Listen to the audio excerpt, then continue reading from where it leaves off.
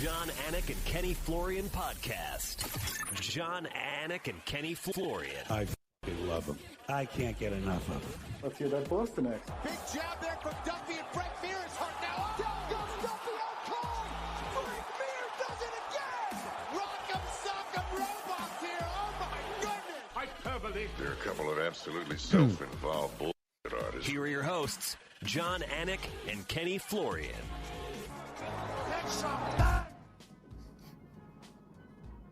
Oh, we just got a lot of treats off the top of the show today. How good is this? Monday, June 17th, 2024. It's episode 494 of the Anik Florian podcast. God help us. And joining us off the top of the show, you know who it is. Top UFC welterweight contender, Belal Muhammad, on his way to train, of course. My man, drive safely. It's good to see you this morning. How we doing? My brother, how you doing? Yeah, I gotta change that intro from the headshot bang. I'm gonna get something new July 27th. Don't worry. That's right. As much as this is a pro Belal Muhammad channel and program, you're right. We do prominently feature Leon Edwards in our show open, so maybe we should do something about that. Looks like that's a nice car. Are those like maroon seats or something? Yeah, those are nice. It's like my Tuesday BMW car. It's not bad. Oh, look at that. So, well, it's great to have you, and thank you for being here early, and we're only going to keep you for a quarter of an hour out of respect for your time. But one thing you were saying off the air was about Game 4 of the NBA Finals, which as a Boston Celtics fan, I witnessed in person. And, yeah, man, I'm still crying in my Cheerios. I don't know what to tell you. Is that one of those games where you, like, leave early, or is it like you sit the whole way because you're sitting courtside? So I didn't know how much of this I was going to reveal on the Anik Florian podcast, but here it is. And by the way, Jason Anik walking in studio, he is 5 minutes late. I don't care that you had a call with Odd Shark. You know, Belal's early, you're late. But here it is, Belal, and Kenny doesn't even know this, okay? Dana White probably spent $80,000 for four of us to go sit courtside. That's what happened, right? It is the most incredible, generous gift that I have ever received. I couldn't sleep for 72 hours because I was so excited to go sit courtside and watch the Boston Celtics potentially win an NBA championship. But when this started to materialize, it wasn't even game one. So then all of a sudden the Larry O'Brien trophy is in the building, Belal. And then by the 9:01 minute mark of the second quarter, they were down 14 and never got closer. Damn. Dude, that's sick, though. No, it's not, though. I mean, it is. No, but you were there as part of the series. I mean, they're going to pull it off, right? I mean, they're not going to lose. Well, yes, if they win one of the next three games, Belal and Kenny, I think it's okay. Yeah. But I just have to tell you guys, I don't even know. I mean, it just feels like a body blow, and we didn't even get a chance to really cheer. So I think retrospectively, historically looking back on it, I think I'll be okay if they win the championship. But Belal, I don't know, man. That was we stayed the whole time out of respect to the gesture and the tickets. Dude, I was sitting there, I was like, man, bro, 40, at least get in striking distance. But like you said, I'm like, now I'm wondering if Dallas could pull it off, because I'm like, a 40-point blow, that's heart-shattering. So I don't know if it's going to give them momentum, gives them a new confidence. Doncic was able to rest the whole fourth quarter, so like today's gonna be interesting. Well, I think I'm gonna bet all of my show money on the Mavericks tonight to try to purchase a Boston Celtics win. But this is not an NBA show, and it's great to have you with us. We sit here June 17th. You're about 40 days out. I mean, your podcast, Remember the Show with this guy. I mean, you guys put that on. You guys put that on hiatus for a little bit, or what do we do? Jason Anik now joining us a little bit tardy today. Well, I love my boy Belal, but you're talking NBA, and you know how hard he's rooting for Dallas, John? I just want you to know that. Our show, lights go off on our show, Remember the Show, that's Thursday night, and it's the Kyrie Irving show, isn't it, bully? Just saying. There's something about Jason Tatum I don't like. I don't know, but like, Kyrie's my boy. I know it's not a basketball show, but I just had to get in there. But good to see you, bully. Be 6 weeks looking lean as usual. My brother, how you doing? This Homer needs to grow out his hair, because he's going to be walking all over Manchester saying "and new," and he's going to get me in trouble. I'm serious. It's growing. All right, go ahead. Belal Muhammad with us live on the Anik Florian podcast. And, you know, a lot of us were expectant that if you beat Gilbert Burns, it might be an extended wait. But I guess I would like to at least start with what your emotions were like when Lewis Taylor finally said to you, hey, Dana White just announced this thing on Instagram. I guess you knew, you were all but guaranteed, but what were your emotions like when this was finally made official?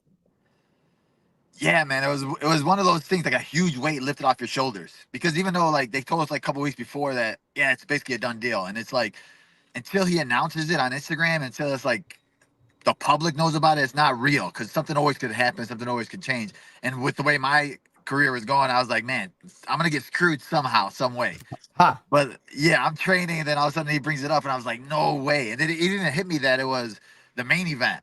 So it was like, yeah, I tell everybody, I'm like, bro, if I wasn't in a room full of the Dagestanis, I would have like started crying.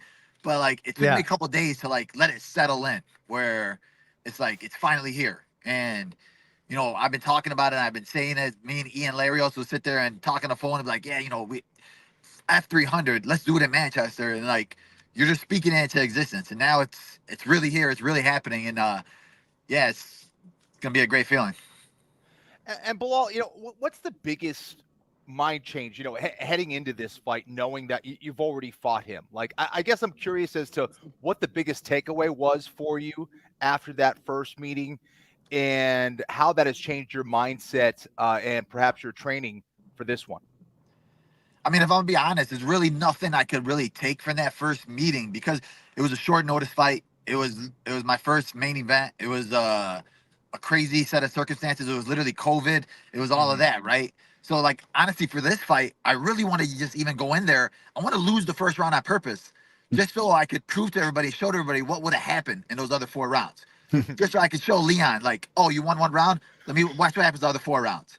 Just because all the doubters, all the haters, all the people that came from that one fight. And it was kind of like how stuff really flipped after that fight. Like how with Aljo, you know, the people started booing him after the Period fight. For me, it's just like, after that fight, I just started getting booed. And I was like, why? Because I got poked in the eye. But I'm like, I'm gonna reset everything after this fight right here. Once I'm the champion, all these doubters, all these haters, none of that ever matters to me.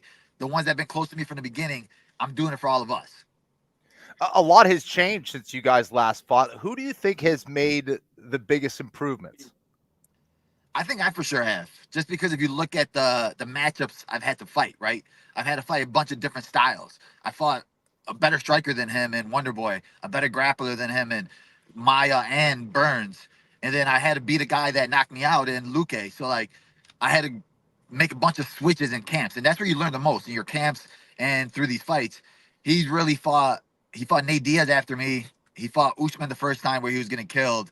And then the Kobe fight, you really can't take nothing from it, because Kobe, like, he sucked that whole fight. So, like, I don't really think that anything changed for him except for probably mentality, right? Now he thinks he's a champion, and he thinks he's doing all the right things.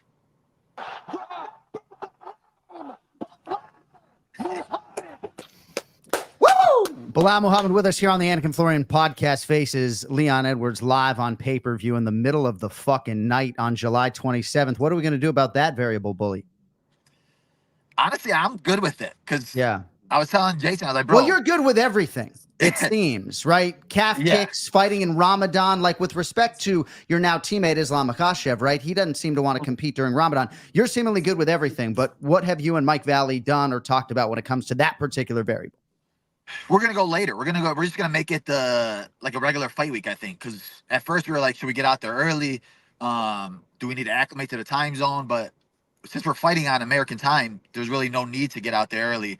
It's just getting out there, making sure that we have blackout curtains. Make sure whoever's in the house with us is not making any noise. Like, everybody's gonna be on the same page. And I think that we'll adjust if we have to. You could get this slapdick right here to get your white noise machine that plugs into that UK outlet, right, Jay? You got nothing to do. You're going to be there, right? Yeah, absolutely. Yeah, you send this guy out, get a fucking white noise machine. Come run to the pharmacy. I promised myself I will watch my language when Belal Muhammad was here. In terms of the improvements of these fighters, though, right? Certainly, Leon has been in these championship fights, and much has been made of his improvements. You have guys like Teddy Atlas and other pundits who suggest that you get 20 to 30% better when you win the championship. With complete veracity, when you and Mike Valley and Lewis Taylor and whomever else is in your inner circle, this fucking guy maybe, what does the film tell you about Leon's improvement? Because he looks to a lot of us like the best welterweight in the world, and maybe the most challenging matchup for you right now at present. I think the exact opposite. I don't think he is the toughest matchup for me. When I look at it stylistically, I think I'm his kryptonite. I think that the last couple fights he's had, he's been able to dictate the pace and dictate the distance, right? With the Usman third fight, Usman wasn't the same Usman. Usman was in there hesitant. He wasn't throwing. And I thought that Usman looked worse than Leon looked better. And then in the Kobe fight, bro, they threw 60 strikes in a 5-round fight. Yeah. And he still gassed out in the third round. I mean, in the 5th round. Like, how?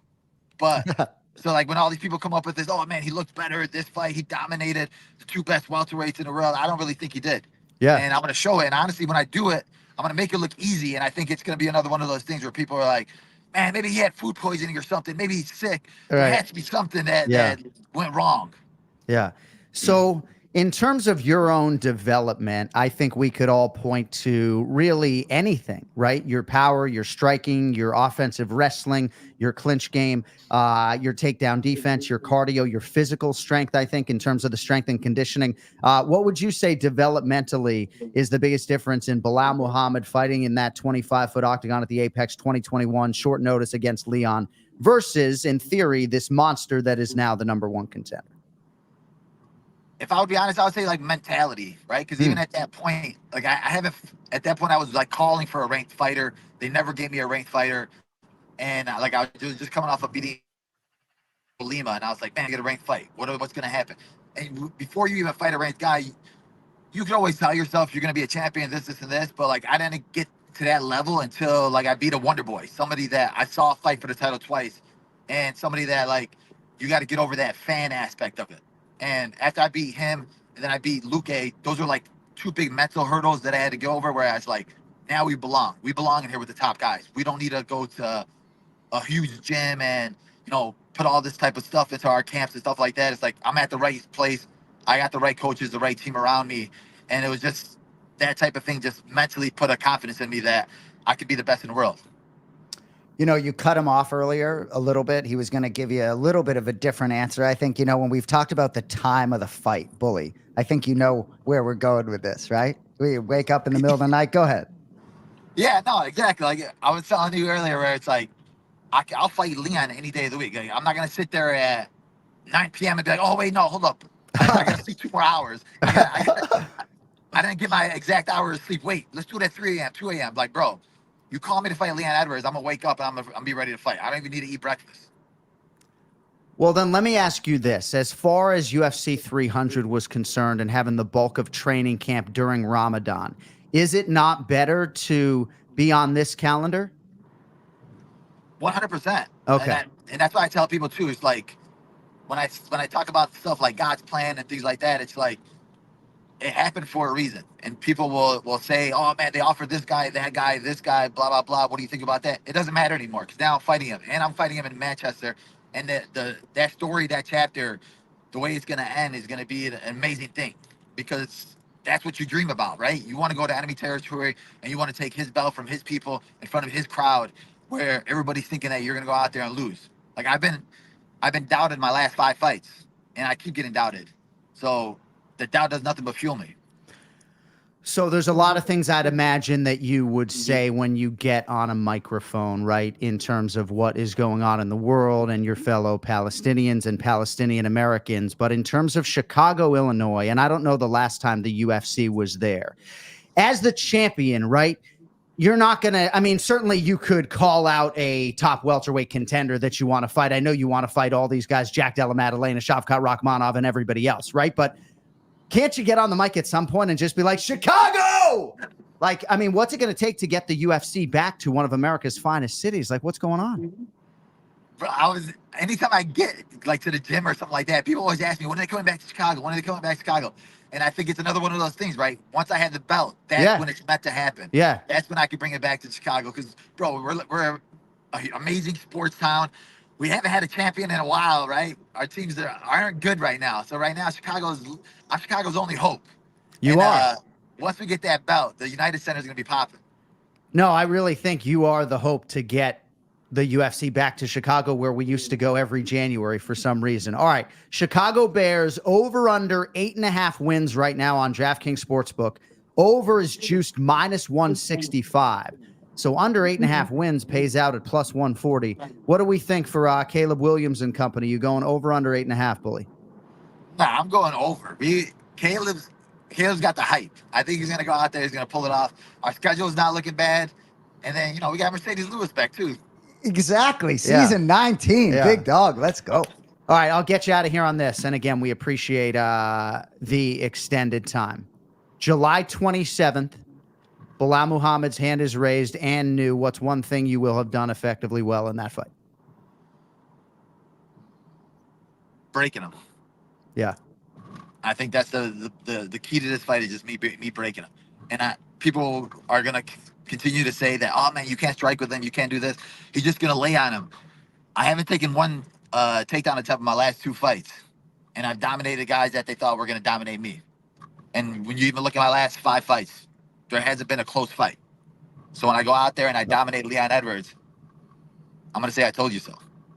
Well, I just want to say on behalf of the Anik Florian podcast and so many people in this MMA community, we're so glad that this opportunity that you earned wholeheartedly has presented itself. Wheels up. We'll see you in Manchester. We wish you all the belt and all the belt. Yeah, I like it. We do with the belt. That was a good one. Freudian slip. That was Right. good. Yeah. I said Jalal the other day on my show. I was like, let's go. Jalal 27. And new. Belal Muhammad.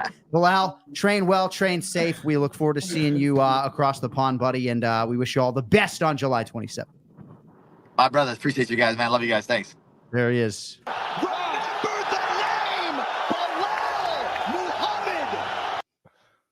Really good human being, really good fighter, much improved fighter from the 2021 edition that fought Leon Edwards. And Kenny, it is crazy to think about the circumstances surrounding that short notice main event was to be Khamzat Chimaev. And there's, of course, a lot of news there that we're going to get into here shortly. But just a decidedly different fight in any number of different ways coming up in the rematch between these two guys. There's no question about it. And I think he brought up a lot of, key points about that. It's not like he's gone out there and only had a few fights. He has stayed busy, and he stayed busy against a variety of opponents. And that's when you learn the most. And that's when you gain a lot of confidence in your methodology and your coaching and how you're approaching things. And you could see that. Not to mention the fact that he is a big game player. Since that fight, he has showed up to fight and has surprised everybody.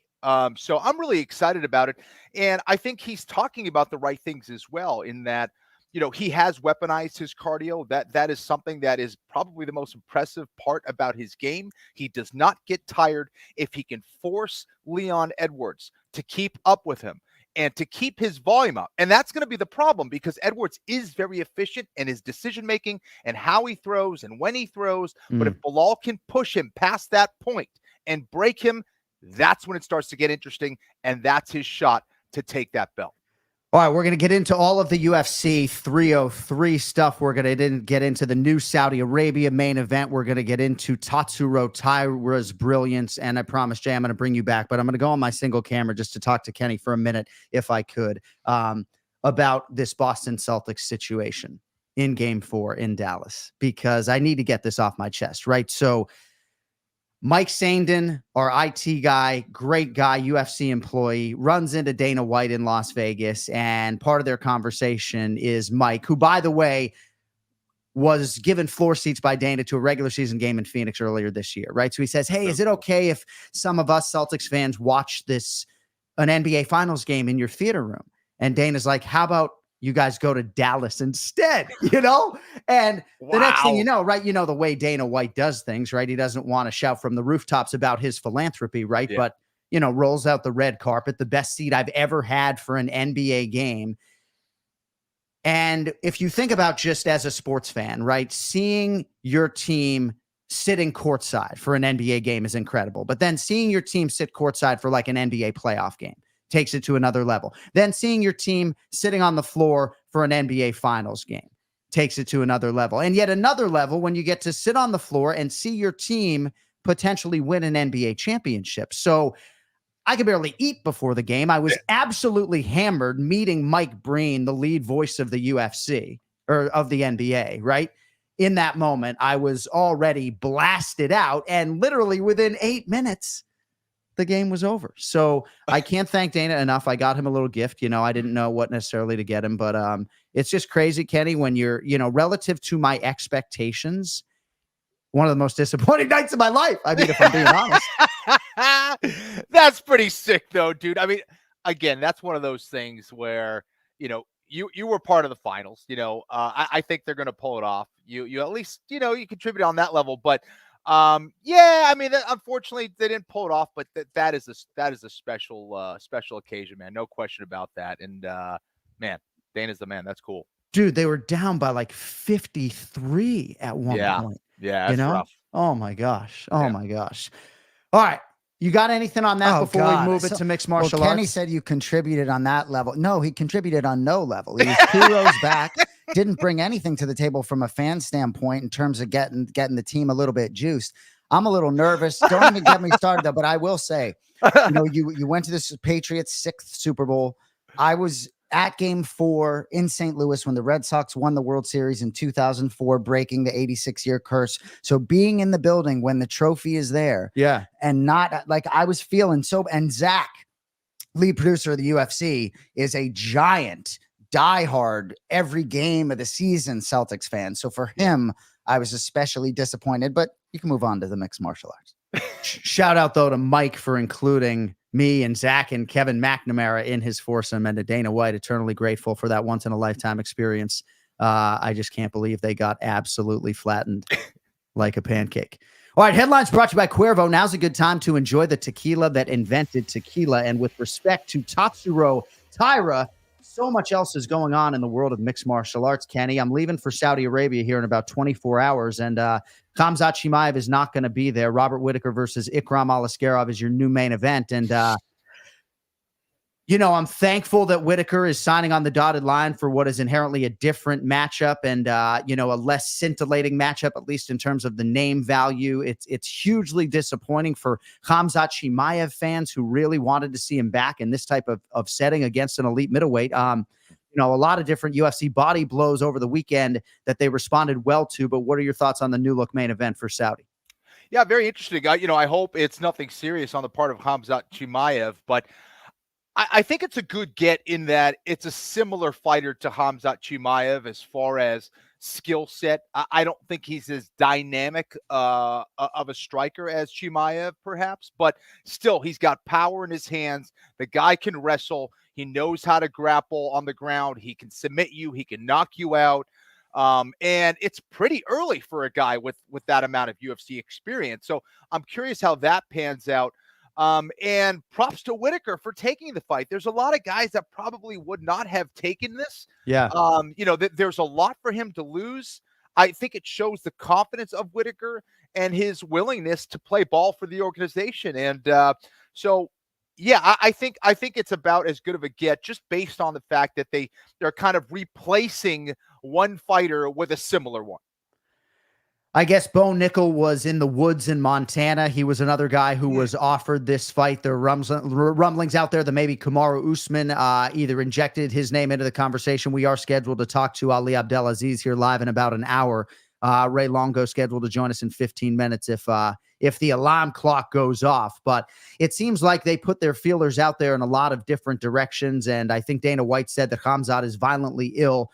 Khamzat's manager, Kenny, quickly put to rest any talk of retirement. Kevin Ioli texted me, I hope it's not long COVID. I mean, I don't know exactly what that is or what is going on with Khamzat, but we all know that, his health has abandoned him several times now in the UFC, but his manager's saying, he ain't retiring. This guy's going to compete again. You just hope that his body allows him to. Yeah, I hope it's not that as well. Long COVID, I know someone who has experienced that. It is not fun.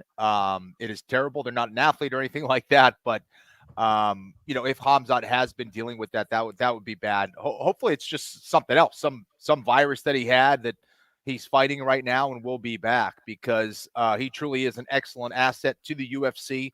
Obviously, has a very popular following, and hopefully, we'll see him back.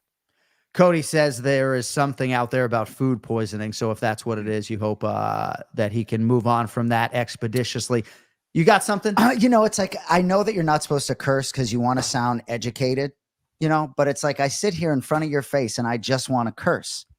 At you, I want to talk shit to you. I know you're talking about Hamza Chimaev, and I know you're being serious. So Kenny, forgive me, but it's like I just want to talk shit to him. The other day, forgive me, right? I was calling him a bitch. He didn't like that I was calling him a bitch, right? And so he sends this video to Big Ron. Shout out Big Ron, and Big Ron's like, "Why were you calling him a bitch?" Right? And I was, and forgive me if people that are offended by this word, I'm sorry, but like I said to Ron, like. No, I was just for no reason because he is. Yeah, calling it like you say it, right? Yeah, like basically I would say something and then I'd be like, bitch, right? Like, how's your day going today? Bitch, right? That's it. I know you were talking seriously, but I know you got stuff for me, but it's like, what am I here for? He knows how to poke. He knows how to poke, Johnny. Yeah. No, I'm sure this is what Cuervo was looking for when they sponsored headlines. You just set up your laptop and there's fucking audio coming out of it. So just don't sabotage the whole show. I'd like to get back to Saudi Arabia. And Kenny, really quickly, if I could. Yes. Ikram Aliskerov has been scheduled at times to face some absolute killers in the UFC, and it hasn't materialized. He was favored to beat Paulo Costa at UFC 291. And Robert Whittaker, who was to be a plus 200 underdog against Khamzat Chimaev, is only minus 130 against Ikram Aliskerov. So seems like there's a potentially really good middleweight here, even if we haven't seen him get tested by the UFC gauntlet just yet. Yeah, and that's where perhaps I'm a little skeptical, of the odds in that regard. Not saying he can't win. I think that he is definitely a dangerous guy. He, has good structure to his punches. The guy can wrestle. The guy can grapple. All that stuff. Okay, but he has not seen as many rounds as someone like Robert Whittaker, and has not faced, quite frankly, the same level of competition, right? I mean, he's only a couple fights in. However, he has made quick work of the two guys that he has fought in the UFC. So I think based on his skill set, that's why we're seeing those odds. And I think Whittaker is going to take him very seriously. I would also add, without getting into, more of the, which we will, is that he kind of is a similar guy to Dricus du Plessis, maybe a little bit more technical than a Dricus du Plessis. So I think, and we all know what happened in that fight against Whittaker. So has Whittaker learned the lessons of that fight? Will he be that much more prepared? Is he going to underestimate someone like Aliskerov? I don't think he should, because Aliskerov, I do think, is one of those guys who could surprise, no question about it, and could be a star in that division. I do know one sharp bettor who is absolutely salivating over Robert Whittaker in that minus 125, minus 130 range. So we'll see if Kenny later in the program uses any of his hard-earned cash on Robert Whittaker. And by the way, 7 selections from KenFlo and Brian Petrie coming up later today here on the Anik Florian podcast. All right. UFC 303, McGregor versus Chandler. Nope. UFC 303, Pereira versus Prochazka. And Kenny, one thing that Alex Pereira has not done is defend his UFC middleweight championship that he, of course, no longer has. But sure is nice when you have a champion like this who seemingly can make the weight with relative ease on a couple of weeks' notice. There aren't that many champions on this roster that can, A, make the weight, and B, have the confidence to beat a number one contender type on short notice. So Yuri Prochazka deserves a shit ton of credit as well, but all hail Alex Pereira for starters for saving the day and getting the fan base excited yet again for a massive pay-per-view, not unlike he did for UFC 300 a few months ago. Yeah, I tweeted this the other day, and I said, I got to follow you. What, at Kenny Floyd? I'm not following. You son of a... Yeah, he said, I said, is there anybody who has maximized their time in the UFC better or more than someone like Alex Pereira, something to that effect? And I there's not many. The fact that this guy has come in pretty quickly, become a champion, and then became a champion in 2 divisions, it's unbelievable what this guy has done. The fact that he's willing to turn this around and fight a very dangerous guy in Yuri Prochazka just shows the confidence, the level that he's at, and how willing he is to fight for the organization. That's a guy that you can rely on. And The dude is an absolute savage. I would say for Yuri Prochazka, I would say this. If I was coaching him, my game plan would revolve around not hitting Alex Pereira in the balls. Don't kick him in the balls, because something we know what dangerous will happen. So, as far as Conor McGregor is concerned, Kenny, I guess he didn't scream from the rooftops, I'm not going to retire like Khamzat Chimaev's manager did. But a lot of people are leaning into that, saying, oh, if we don't see Conor at UFC 303, we're never going to see him again. And I don't buy into that at all. I think we're going to see Conor McGregor Q4 2024 against Michael Chandler. There are two parts of this, right? So I'm curious how you feel about Michael Chandler staring 2 years off in the face. But what are your thoughts on the fighting future, immediate and otherwise, for the biggest superstar this sport has ever seen? Well, when you asked me that question a couple shows ago, what I thought was happening with that cancellation of the Conor McGregor press conference in Ireland, I think that's exactly what was happening. That they were trying to make that happen. They were trying to assess exactly how bad this injury was to see if they could actually pull it off. And I think in the end, it was probably a little bit too much, and Conor didn't want to risk it. In a way, I think it's a good thing. It's unfortunate that we don't get that fight. However, I think it's a good thing in that Conor wants to show, he wants to be at his best. He doesn't want to go in there again with another injury like he did against Dustin Poirier, like he did against Khabib Nurmagomedov, and give, 80, 60, 50, 40% of himself.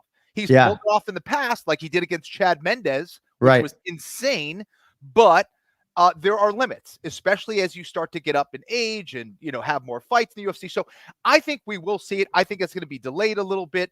That's what I think is going on. And for Chandler, he's got to wait. What is he going to do? Take a fight against, a lesser named opponent and make way less? He can make more in a Conor. He's going to make as much as maybe 5 or 6 fights fighting Conor McGregor, right? So when you fought as much as Chandler, you take that opportunity, you wait for it. So unfortunate news there, but I think we will get it in the not too distant future.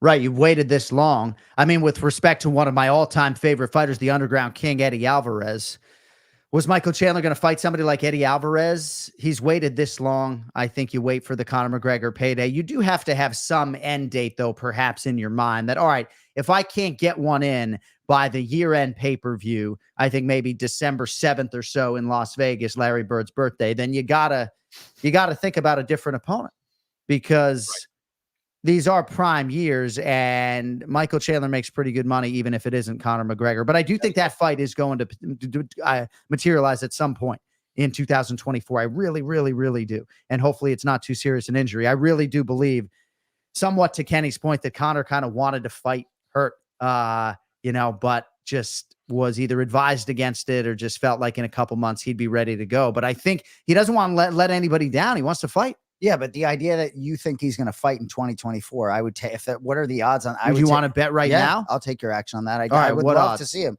Yeah, I'm just saying, if the odds existed, I do not expect Conor McGregor to compete in 2024. KenFlo, what do you think about that? I think he definitely fights. Yeah. All right. Yeah, we'll take your action. You guys know the injury. We'll take your action. You guys know the injury, apparently? No? All right. We do not. But I think the fact that they were, again, maybe it was just them trying to scramble to get a new fight. And that's why there was a delay. But I truly think they were trying to make it happen. That's why it was like we heard the it's on, it's off, it's on, it's off, like that kind of talk. I think they were trying to make it happen, which to me probably means it's just going to be a little delay and not a delay to 2025. But you're right. We don't know the injury.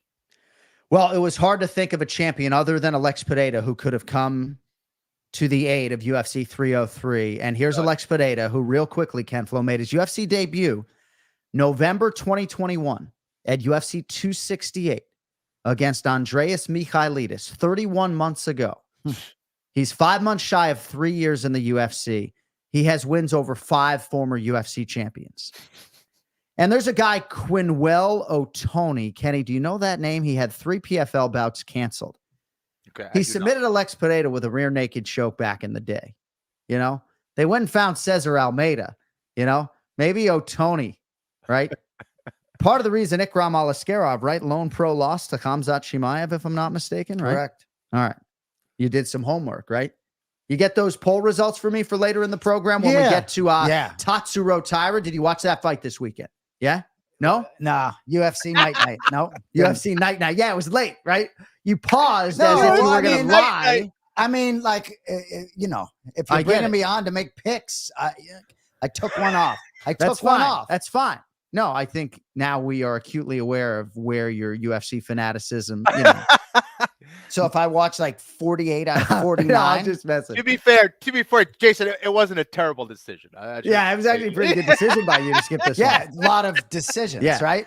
This was the 100th live event at the UFC Apex, which did have me in some respects. I mean, company guys, some might call me a shill, right? But I'm thinking about the math, Kenny, right? If you think about average of 12 fights over 100 events, it's 1,200 fights that didn't happen in front of a UFC crowd because of a global pandemic in large part.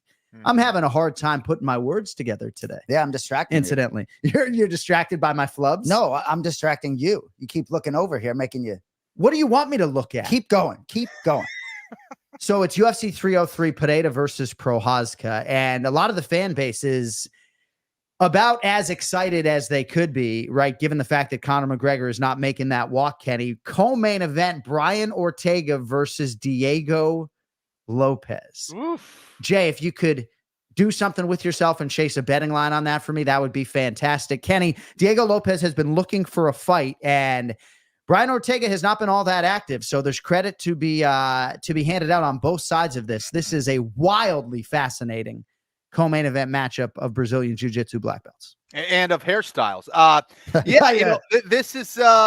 This is amazing. I think it was Laura Gilbert, our friend Laura, who said this was the co-main event. As very well done, Laura. Congratulations. Nice. I think this is a really good fight. I mean, you have Diego Lopez, who has been on an absolute tear, really was on fire. His last fight in general really didn't make any mistakes at all. He's extremely aggressive. He also is very good on the ground. I'm fascinated if this fight does hit the mat. I think he should have the advantage on the feet. But Ortega is one of those guys who will not go away. He always, seemingly, tries at the very least to find a way. And I think it's a great fight. I mean, that's going to deliver. Either way, it's going to be an absolute classic, in my opinion. I think that's another great get to add to not only the profile of the fighters involved on that card, but to the action. And I think that's really more important at the end of the day. Those guys are going to deliver a great fight. Man, the Diego Lopez improvement has just been so marked, and this fight could certainly headline a UFC fight night. I mean, it's such a good fight, right? That sometimes people consider the source when I get so enthusiastic. It's like, oh, well, he's just going to defend the pay-per-view. But Jay, I mean, right? Well, the line, Diego Lopez minus 135, Brian Ortega plus 114. And Kenny, I'll ask you, I don't follow all these guys on Instagram to the extent where I know exactly where they're at. I know everybody is training all the time, a couple times a day, but I just would love to know individually where each of these guys are at, and how, short notice opportunities can be funky. So I got a lot of respect for Ortega's body of work over the years, but Diego Lopez, I mean, I can see why he's favored. Right. And it's tough to know. It's tough to know the training schedules, because there are certainly some guys who only train, or at least only train hard when they have a fight. I don't know what that case is for Ortega. I would assume he's kind of always staying pretty busy and training. What I do know is Diego Lopez is definitely training hard, probably all the damn time. So I think that's interesting. But yeah, I mean, that needs to be taken into consideration. It really does. The guy who has stayed busy. It's really a good point, because Alex Pereira is a warrior, and so is Yuri Prochazka, and they can invoke the warrior spirit all they want, right? But Alex Pereira has been doing appearances in Australia, so this is not ideal in terms of a timeline for a title defense for him, to be sure. Right, and Belal Muhammad couldn't have put his name in the mix fast enough to come into this spot at 303. Obviously that was never a realistic possibility for a variety of reasons, but the reason he puts his name in there is because he is ready now, you know? And also, I think for Ortega, right, putting yourself in position to make the weight. So obviously, by signing on the dotted line, he's been doing enough to put himself in position to actually make the weight, because he is not the type of guy who I think would sign unless he couldn't make the weight. But does this whole fight card, we'll get to Anthony Lionheart-Smith here in a second, but does this situation just not speak to something that we talk about all the time? And I talk to guys about it. I talk to like Anthony Fluffy Hernandez, right? It's hard for him to step up on short notice, make 186 pounds, but sometimes main event opportunities and big time fight opportunities materialize on short notice. How many of the top 15 guys, 45, 55, 70, and 85, the marquee divisions with the most talent, and in theory, the most short notice opportunities, how many of those guys could actually make the weight on 14 to 17 days notice? And sometimes I feel like fighters, Kenny, need to be of a mentality that's like, all right, I'm going to look at these 3 years of my career, and I'm going to make sure that for these 3 years, like, I'm being smart, but that I'm in camp, I'm training all the fucking time, and I'm able to make 146 pounds within 2 weeks for the next 4 years. And that's my commitment. No question about it. And I think that's the value of having someone like Alex Pereira in the right weight class. Now, he's not doing this if he's fighting at 185 pounds. I mean, I don't think he is anyway. He might be crazy enough to try, but this is the value of being at 205 pounds now for him. He can do things like that because it isn't this ridiculous weight cut for him. Yeah. All right. How about Ray Longo? 11:15 a.m. Eastern time. He is ready to go. The cold brew must be flowing, maybe even a cold brew IV. Let's get to the star of the show in the Ray Longo Minute. There he is. Where the hell is this thing? Wait a minute. All right. How we feeling, guys? We're feeling great. How are you? Good. Happy Father's Day there, all of you fathers. I hope you had a wonderful, exciting, blessed day. Thank you. Starting with you, John. How was your day? My Father's Day was okay. I went to the movies with my children, which was very exciting. And I got Chinese food last night, so that was Daddy's choice. How was your Father's Day, movie star? Well, very nice. Went out for a nice brunch. Okay. And had a great day. Yeah. Nice, very man. Relaxing. So, we going with the hot coffee today, huh? Yeah. That's a little matcha tea in there. Oh, that stuff's got a lot of caffeine, huh? Get you all fucking jolted. No, it doesn't. Oh, it doesn't? No, it doesn't. Hey, but speaking of Father's Day, I know he's not a father, but Bruce Buffer had a good Father's Day yesterday. Did he not? Did you talk about Buff yesterday at the World Series of Poker?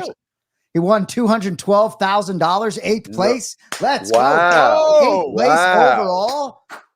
It's time. It is time. It's about time this guy got a bracelet. He almost got one this weekend. No, we love Bruce Buffer. I actually had a chance to give him $10,000 or $20,000 in advance of this tournament.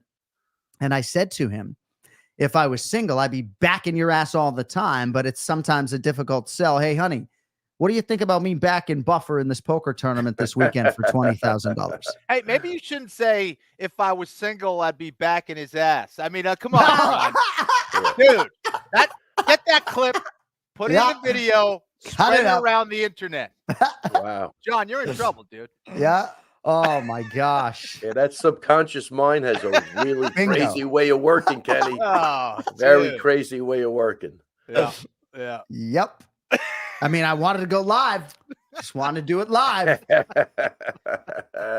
So, Ray, we have a lot of things to get into, and I almost don't even know where to begin. I'm somewhat bemoaning the fact that we haven't gotten to Tatsuro Taira, but I do want to get your thoughts, if I could, on all of this UFC shakeup, on Khamzat Chimaev and Conor McGregor and their relative unreliability. And I say that with all due respect, but I do think both will be back, and I do think this is just in some part the fight game and guys just not being healthy. But, two high-profile defections here affecting these massive live events coming up to close the month, Raymond. Yeah, I mean, what's the question? I mean, yeah, exactly. What's the fucking question? Yeah. What's the question? Well, I mean, so look, you do a lot of media. Like, do you go at the other hosts like this, or just me? No, definitely. No, but a lot of the guys I work with, Joe Rogan, Michael Biz, they like the open-ended nature of my probing. But if you want a hard question, what were your thoughts when you heard the news? Is that fair? Very disappointing. I mean, like everybody else, very disappointing, and kind of could say I'm not surprised. How's that? Yeah. I'm not surprised. I mean, look, McGregor did have he hasn't fought since the injury. He looks like he's off the rails on social media. I think somebody didn't do their due diligence. That's what I think. And really see if this guy was ready to go and, do all the right things to make that happen. And the other guy's always been bitching since COVID, and he's, I don't know. I'm not surprised by any of it, but disappointing because I was looking forward to the fights. Yeah.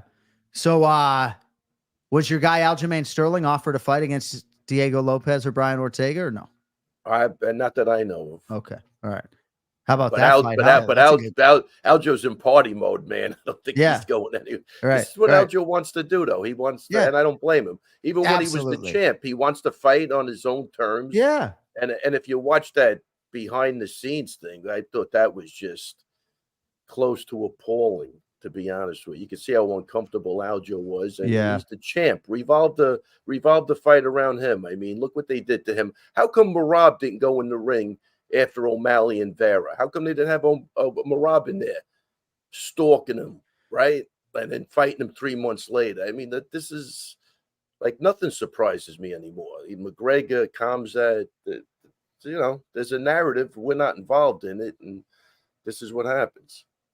Yeah, that was hard to ingest. That was to me, it was gut wrenching. Yeah. It's interesting. I messaged a little bit with Aljo, and we talked about this on our show Thursday night with Belal Muhammad. And while I think that show is riveting, and that is the type of content that I eat up, Belal said the same thing. Can't get enough of that inside that room. But man, sitting watching Aljo there, I wanted to jump through my TV set. And there's a lot of things, frankly, that I can't say right now that I'd like to say. Kenny, do you know what they're referencing? This Inside the UFC documentary, right? Fight Inc. Sorry. On Roku, I believe. Yeah. Yeah, I have not seen it yet either, but that is what they're referencing for KenFlo and the listeners and viewers who maybe have not a modicum of a clue as to what you're talking about. Thank you. Right? Thank you. Yeah. But Raymond, I agree, man. Like we were talking about, and this doesn't apply to Aljo, who won the belt and thrice defended it, right? But for Diego Lopez, right, his whole mentality over the next half decade, right, as a ranked contender is he's going to be ready so that when there's an opportunity, right? Yes. This fight against Brian Ortega didn't even exist. He's not stepping in for anybody. It's the co-main event, International Fight Week 2024, right? 5 days ago, right? I mean, you have to be ready, I think. And a lot of these contenders are just too big to be ready, But what do you think about that? I don't know if you heard our conversation about being of a mentality that if I'm trying to win a world championship and get the Brian Ortega fight, that fight may never materialize like signing on the dotted line. But when you need to save a pay-per-view, maybe you get that big fight and Diego Lopez is training enough to take it. Oh, I listened a little bit. I think I got the gist of what you were saying, and I agree with you 100%. These guys have a really small window of opportunity, and they have to be ready to go and take chances and take risks when the opportunity presents itself. I know, just even going back to like Weidman, man. I mean, he had a broken rib, and then he got the call. He took the Alessio Sakara fight. He was always ready to fight at any time, and I think that should be 100% the mentality is that I'm not going to be here for 20 years. I'm going to be in hopefully 10 years. And that this is my job and I'm going to be ready to fight. And, good luck with that mentality, but that's the way it should be. That's the way I agree. I agree with you 100%. But, a lot of these guys, I think, want the glory without putting the work in a lot of times. And I think that's what happens. The other fight added to UFC 303. I shouldn't say added, but Jamal Hill out, Anthony Smith in against Carlos Ulberg. So Anthony Smith trying to, keep a lock on the gate, so to speak, right? Well, look, I think Anthony Smith's at a point in his life. Look, he's a fighter. He's got a shitload of fights.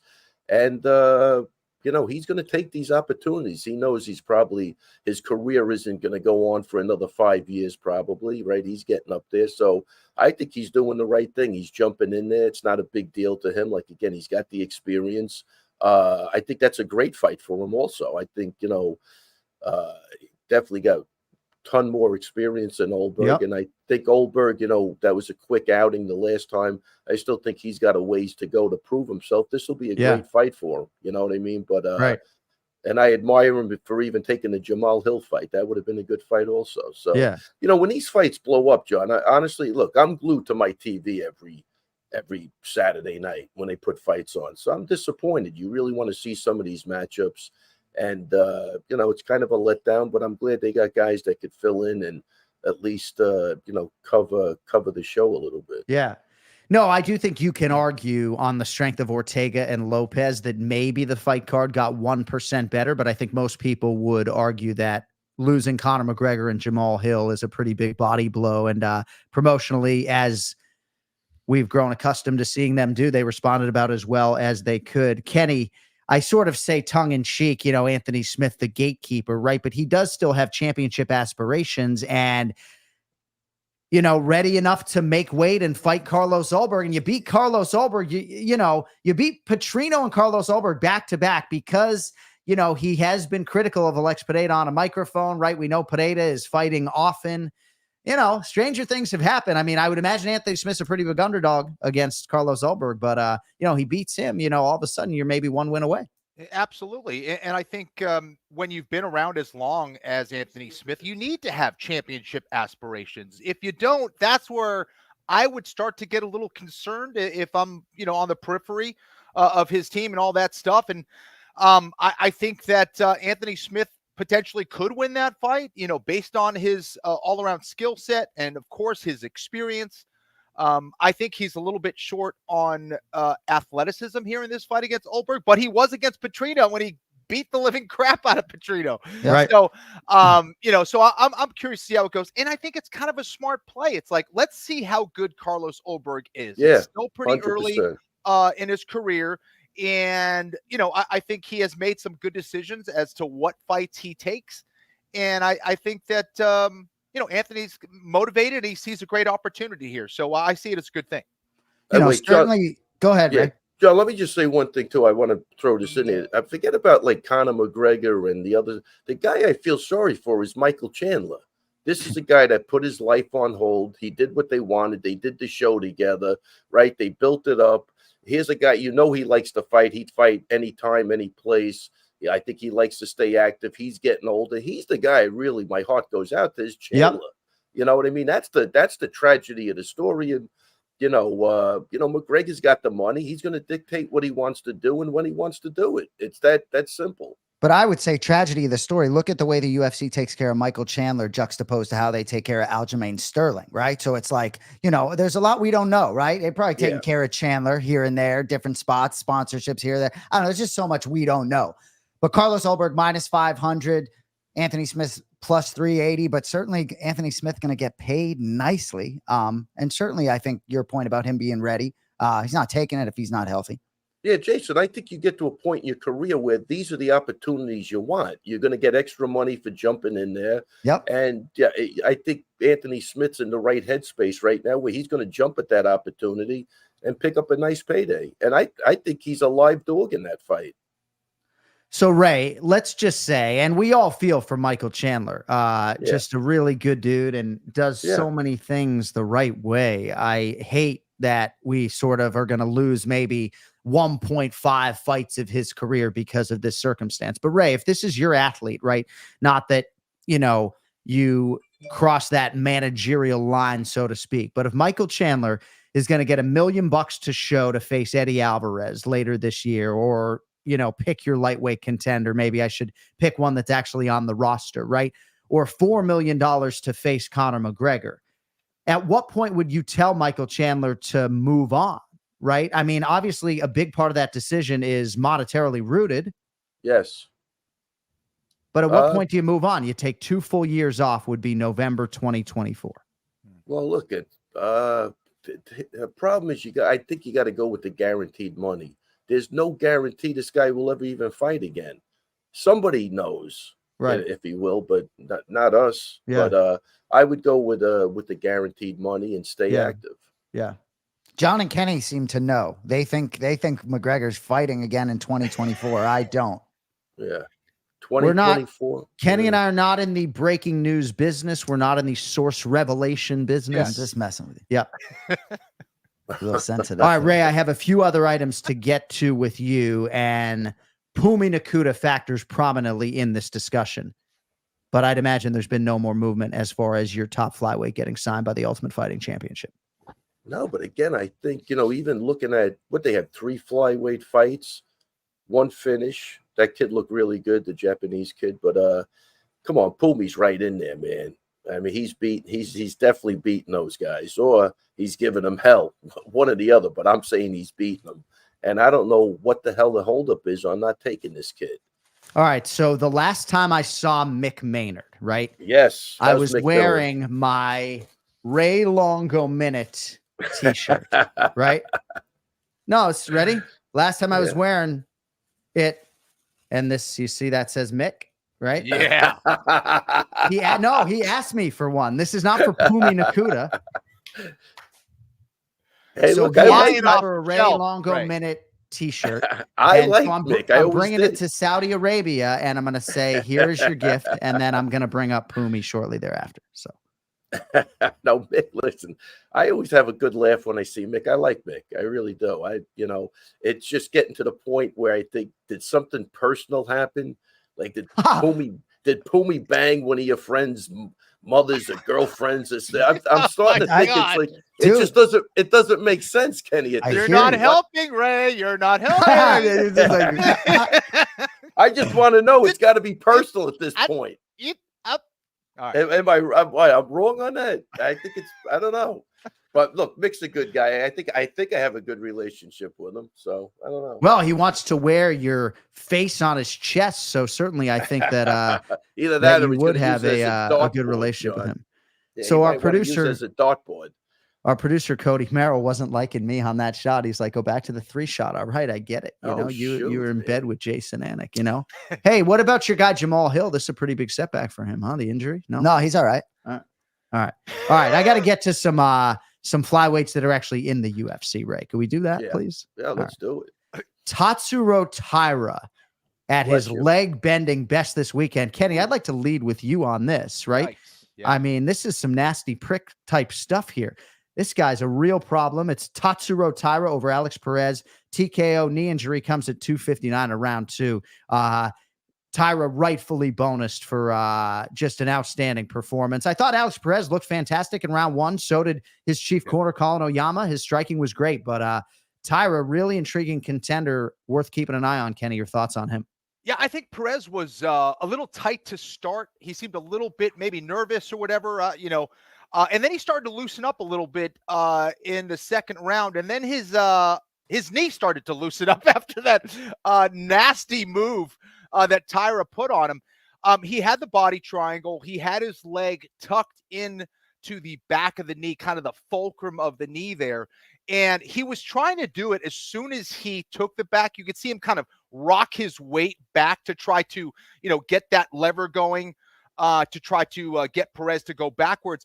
Perez was fighting a little bit, and his weight went off at a certain angle, and it looked like a similar injury that I had at one point. It looked like maybe his MCL, because it was kind of like either the inside or outside of the knee. I couldn't quite tell, but it looked like that just gave out on him when the weight was on that side. He was resisting it, destroyed his knee, or certainly popped his knee, did something to it. And then as soon as he hit the ground, or even before he hit the ground, you could see Perez wincing immediately. And that was that. Taira is an absolute killer. Again, a reminder for all those guys out there, don't judge a book by its cover. You see this kid, he looks like he's like 14, 15 years old. Yeah. And he is an assassin from his striking to his grappling. He commits to everything. Knows how to put it all together, and he just seemed like he was moving at a different speed than Perez. He seemed a little bit more confident with what he was doing, how he was packaging his moves, and that back take was absolutely beautiful. And there was nothing illegal about what he did. He put his foot on the right spot at the right time, rocked his weight at the right time, and unfortunately for Perez, it messed up his knee. Ray, how about that main event? Your thoughts? Yeah, I thought the kid looked really, really good, especially for a young kid. Like that back take was really quick off the takedown too. I mean, I thought he looked smooth. He looked good standing up, and when he had his back Kenny stand up, he almost went vertical. Like Yeah. like the core strength he had to have to do that. Think about that. That was the weirdest thing I ever saw. So I don't know if that's what put the pressure in the right place or made him a little more something. But I've never seen anybody like, you could see like when you have a guy's back, everything's going down. He went backwards. Yep. I don't know. And Perez did not expect that. And I think that was I've never seen it before. I've never seen Yeah. anybody do that before. Like, nasty. again, it almost was like it just looked like an abdominal exercise. You know what I mean? Like where your core strength had to be super strong for that. But I thought, look, for the how old he is, I thought the kid looked smooth. I think Perez is a tough kid. I think that was a great test for him. And you know, especially in that division, it looks like they're looking for people. So I'd love to see that fight with him and Pantoja. We are going to get into all of that. You see that, Jay? Raymond does not skip UFC fight nights. I mean, what if Mrs. Longo says, hey, Ray, can we skip UFC fight night Perez versus Tyra? Your answer is what? Well, listen, I'm going to say she knows better than to do that. But if I was going to miss a fight night, that would have been the fight night I missed. So by the time I got to the main event, I think I was drifting a little bit. But I thought it was I thought there was some decent fights, but man, that was a little rough. Say, honey, we got 10 other Saturday nights all year. There's only 42 UFC events, you know. Yeah. You're like the anti-Mark Henry. We love it. Yeah, you fucking like that shit. All right. So Cody has populated the chat with the flyweight rankings. Yeah, I'm a complete lunatic. Complete lunatic. Perpetually misunderstood by a lot of the UFC audience. Jay, do you have the poll question and the results? And maybe the poll could where actually you left out Amir Albazi, that poll. Whoops a daisy. Oh, he's injured, right? I forgot, man. Like you get 4 slots, and I forgot Amir Albazi, who's recovering from a neck injury. Okay. At Anik Florian pod poll question, we have 2 of these. Later, we will get you the results on your predictions for Robert Whittaker and Ikram Aliskerov. But could you read the poll question on the flyweights, please? Against whom should Alexandre Pantoja next defend his UFC flyweight title? Steve Erceg, Tatsuro Taira, Mokaev/Cop winner, which is July 27th, or Brandon Royval /other. And the winner by a long margin, Mokaev Cop winner, which is July 27th, 57%, followed by Taira, 21%, Erceg 16%, Brandon Royval /other. What the fuck is Brandon Royval? Do you have like marbles other? in your mouth or no diction? Did you not have your coffee? Like, I can barely understand you. You're right fucking here. I should read that tweet about the guy. There's a great tweet talking shit about me. Go ahead. So, Ray, part of the reason why I am jonesing to see Pumi Nakuda in the UFC is because, like, I thought the fan base would be of an appetitive nature to watch Pantoja Erceg again in Perth at UFC 305. And yet a lot of them don't want to see that rematch right now. I thought there was an argument that Steve Erceg won that first fight. So Kenny and Ray, I want to get your thoughts on this. And if you have anything, Jay, we'll take your thoughts as well on the back end of the experts. But like, what do you do at flyweight with Pantoja? Because Ray, he's not a guy who's going to sit on the throne. He is going to defend, but at least right now, unless I'm missing something, there is not an obvious number 1 contender. Yeah, I might agree. I'm looking at it now. Who's You're looking at the chat? Is number 16 Pumi Nakuda? Can we see Yeah. who number 16 is? I don't know. Who's all right, so Brandon again? Royval is the number 1 contender coming off a win over Brandon Moreno, but a lot of people don't want to see him fight Pantoja a third time because he has lost to him twice recently, right? Moreno is taking some time off. Amir Albazi, the number 3 ranked contender, has the extended winning streak, but he's dealing with a neck injury. Kai Kara-France, I believe, is coming off a loss and an injury, if I'm not mistaken. Alex Perez just relinquished his number 5 ranking to Tatsuro Taira. And Ray, a lot of people feel like Taira could be the guy. Steve Erceg could be the guy. Manel Kopp hasn't proven to be able to make the weight, but if he could make weight and beat Mohamed Mokaev July 27th, maybe you go in that direction. But I think that Pantoja is going to want to fight here in the not too distant future, so maybe the calendar wouldn't align for the Mokaev Kopp winner. Kenny, while Ray fence sits and stalls, what is your best guess as to what they do with Pantoja? Gosh, I think as much as he wants to probably stay busy, and I agree with you, I think he's probably going to have to wait because I think the Mokaev Kopp fight makes the most amount of sense. You want a fresh contender You want a fight that kind of makes sense. That's going to be an interesting challenge for people, guys that have stayed relatively busy. I agree with you on the Cop thing, especially if I'm the UFC and I'm thinking about, is this a guy that we can rely on to make the weight consistently? That's going to be a question mark. But if you can't do it here, then you just lost your shot, whether you win dominantly or not. So this is a huge one for Cop. I think he's got to make the weight for Mokaev. Of course, same goes. I think that's the fight. Just from a stylistic standpoint, both those guys are very interesting. They're new, fresh names, and I think that's what Pantoja needs. Yeah, I'd like the Tyra fight, to be honest with you. I like the whole Japanese thing, the first Japanese champion or whatever, especially in the flyweight division. He said that, but isn't I thought who was Lyoto Machida? Yeah, they didn't count him as was he Brazilian? Well, he's Brazilian, yes, but okay. his dad was right, Japanese, yeah. Okay, but I mean, I like the Tyra fight. I think they could build that up really nicely, and I see nothing wrong with that. I think that kid looks like he's definitely good enough to be in there. I mean, I think Usyk did great. I agree with you, John. You could have made a case for him winning, but the inexperience, I think, got him. He didn't have the flight time, and I think that was the biggest issue in the fight. I think Usyk's he needs a couple of more fights, and he's going to be really, really good. Yeah. But for right now, I would take a shot. If that guy wants to stay busy, Tyra looks like he'll bounce right back in there quickly. I would do that fight. And then, the two winners fight, from the Cop fight and the Tyra fight, they fight next. They get the next shot. Yeah, I would probably do Usyk and Royval underneath a Pantoja title defense. And Beautiful. Jay, you're here. Maybe your wheels could churn when we bring up Lyoto Machida and think, oh, maybe I'll look up like where he was born or if he has like Japanese citizenship. But you just fucking sit there. You know why? You know what? First of all, I'm not even address that. If you were listening to Kenny just told everybody. So you want me to look it up? You think Kenny told people, but he didn't give the facts. So I believe Lyoto Machida was born in Brazil, but I believe he has Japanese citizenship.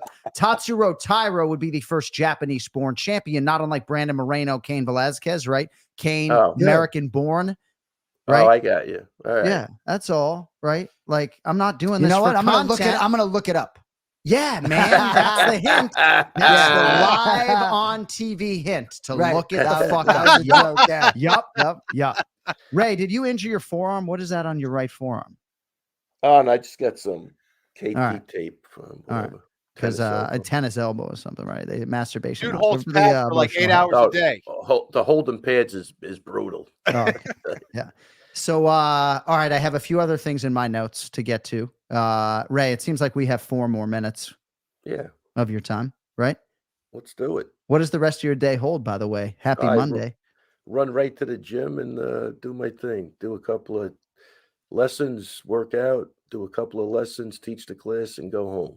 You're going to teach everybody that Tatsuro Taira stuff today, huh? Yeah. Right?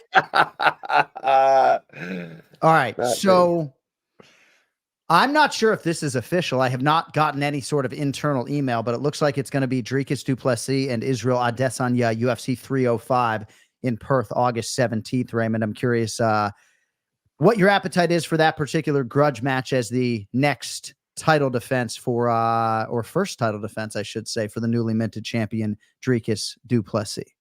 I love it, man. I think that's great. They got that rivalry going. I'd love to see it. And I think that's going to be a great fight. Kenny, anything on that before we let Raymond go? Yeah, I mean, someone asked, hey, I can't believe they're giving Izzy this shot. It's like, come on, man. He's the biggest name in the division. He's a former champion. He defended the belt a ton of times. Of course, they're going to give him this shot. They're questioning why they didn't give Strickland the immediate rematch, yada, yada. I mean, that's the fight they were going to make. I think it's the fight they should make. That's the big money fight. I'm certainly excited to see that. I think Strickland will get his shot later on against the winner of that fight. The fact that it's going to happen in Australia is the right move as well. It's almost like the UFC has been doing this a long time. So yeah, no, this is the one to make. I'm really excited about it. And yeah, just curious to see how it's all going to play out, man. So Ray, what's your travel schedule look like over the next several months? I'd imagine Dana White's Contender Series is coming back. Did you have anybody compete this past weekend? No. No. Nobody could Can you beat. imagine if We they did? this weekend we did, and I forget everybody's name, but we got a lot of local. We got big check going. You got to see this guy. Czech He's Congo. going. Yep. Tom Fitzsimmons, check Congo. Tommy Fitzsimmons. Come Tommy on, Tom. Fitzsimmons. Let's go, Tommy boy. I'm trying to look at the board. I think we just lost a guy. I think Edwin was fighting. I think he's out. All right. Maybe we'll have your gym manager Stephen Lee help us with this. Stephen Lee would be he'd be Ray a Longo better minute. Russ. Yeah. I got to. You know what it is? If I come in, I need notes. I need notes. Yeah. Hey, wait, before I forget too. Please. Big shout out to Chris Weidman. Got inducted into the Hofstra Hall of Fame this past week. Okay, Chris. Right? Sorry. Button. Wrong button. Wrong I was button. gonna hit the applause. Yeah. Look at that setup he's got, Kenny. Yeah. Okay, Chris. Wow. Sorry, I hit the Askren stiff as a board button. I thought it said applause. It said Askren.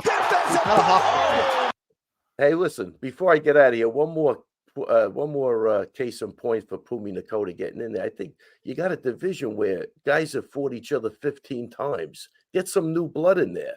That's the problem with Roy Val. I mean, who wants to see that fight again? And Roy Val's a super talented fighter. Exactly. You know what I mean? But it just comes to the point where I think that division always had problem gaining eyeballs anyway. Now you want to put, fights where guys have fought each other 20 times. New blood. Start with Pumi Nakota. Throw him in there. Let's see what happens. John, can we use that T-shirt as leverage? Be like, hey, listen, I only give you this T-shirt unless Pumi's in the UFC. No, it's very perplexing, right? I never really crossed that line. I think maybe once or twice I've gone to Sean Shelby about a fighter, and never once have I gone to Mick. But yeah, I think acquiring some intel for the sake of the Anik Florian podcast audience in Saudi Arabia makes some sense. And yeah, we got merchandise to see if we could soften him up a little bit. But again, he asked for this T-shirt in Rio, saw me wearing it, asked for the shirt. So he must be a Ray Longo fan, just maybe not a Pumi Nakota fan, at least as yet. Happen. I think it's gonna. Kenny, I agree with you. I think off of this last fight, look, I've always liked Mick since I first met him. He's always, been a class act. So I think he's gonna, do the right thing. Yeah. Either way, man, you got to compartmentalize things. I know it's a business, and it's not my business. My business is to get Pumi in there. His business is to do the right thing for the company. So I respect all angles of that, and I would never, ever blur those lines together. Right. All right. Well, if you want to become an MMA fighter, head down to Longo's MMA today, Garden City, New York. Hey, I gotta go, man. I'm losing it. Hey, have a great day and a better evening. Next week is UFC 303. So I'm headed to Saudi Arabia. So I won't talk to you from the home studio for a couple weeks. I know you're probably going to say safe travels. Thank you. Safe travels. Thank you. Kenny's got a cross he'll give you. Wear that. It'll help you. Thank you. Hey, thank you, buddy. Hey, we'll talk to you in advance of UFC 303. We'll need some predictions from you next week, okay? Be safe. Hey, thank you. Hey, Robert Whittaker, Ikram Aliskerov, main event this weekend. Who do you like, Ray? I'm going with Whittaker. All right. You betting on the fight or no? No. Okay. Who's the favorite in that fight? Whittaker, slight favorite. He was a big underdog against Chimaev, though. I would have went with Whittaker against Chimaev, too. Yeah, plus 200 or so. Yeah. I just don't think he's got the gas tank, and Whittaker's looking good. He's been good lately, so all good. Yeah, speaking of looking good, look at fucking you. Right? Doesn't he look great? Unbelievable. Yep. All right. Bye, Ray. I think I'm aging in reverse, guys. Seriously. Benjamin Button. Benny Button signing there out. You go. Take it easy. Ray Longo minute every week here on the Anik and Florian podcast. He doesn't like when I don't ask him a question. Sometimes when I work with Michael Bisping, he'll ask me, what are you going to ask me? And it's like, dude, I don't have a teleprompter. I don't really know once the lights come on, what exactly I'm going to turn and say. But I'll probably be like, big night coming up in Nashville, huh, Mike? Right? So did you find that information on Lyoto Machida? Yeah, where he was born? Yeah, in Brazil. All right. Yeah, Kenny inferred, you confirmed. It's not that big a deal. It's just thinking from a producer standpoint. He doesn't trust me, Jason. He doesn't trust me. Exactly. Yeah, it's okay. It's fine. Cody wrote that Steve Urseg is on the Australia card, UFC 305. Is that accurate? I have not seen that. That was that reported Dana leak on that. That was like behind on that board, you know. There was an image when he released, I guess, the 303 replacements. There was some imagery behind him that someone zoomed in on. I guess there were some names. Yeah. So it really is interesting in terms of Perth, right? And I think the Israel Adesanya Dricus du Plessis fight makes some sense. And DDP, though, is another champion, right? That when we talk about these guys, like, could he make the weight and expedite his calendar for June 29th, UFC 303? Probably not, right? Even if you look at him and Alex Pineda and think, man, Pineda's huge, right? DDP, you know, takes a while for him to get down to 85. I think they have to make that fight. I think that fight makes sense. I think it makes a ton of sense for Sean Strickland to wait and not fight like a rematch against Brendan Allen, you know? But does Pantoja end up in Perth? You know, and if he does, like, why would he not fight Steve Urseg, Kenny? Like, I mean, I don't know. Like, I'm tempted to rewatch that fight, like, after the program today. I guess I was just surprised that, you know, and I know it's maybe a small sample size. It's just an Anik Florian podcast poll question, but why like 60% of the fan base, Kenny, is aligned with you wanting to see. I understand if Mokaev emerges undefeated, 24 years of age, right? But you know, Manel Kopp is an absolute stud, but you got to make the weight twice in succession, you know, easier said than done. I don't know. To me, it's like, why don't you do Pantoja Urseg in Perth? Like, what am I missing? I'm missing something. I think it's a great fight. You know, if I'm on Urseg's team, I said, hey, let's rebuild a little bit. Let's get another fight in. Let's get some more experience, all that stuff, yada, yada, yada. But yeah, did he prove that he is competitive enough to be a champion in that division? No question about it. But you know, timing is everything. You know, let him rebuild a little bit, get a little more experience, and then do it at a later date to give him that better shot at maybe winning it. So would that apply to Tatsuro Taira? I mean, certainly a lot of people believe in this kid, believe that he can be the first Japanese-born champion. If you look at the UFC body of work, you know, finish CJ Vergara, a guy that a lot of people don't finish, and Vergara missed weight for that fight by 3 pounds.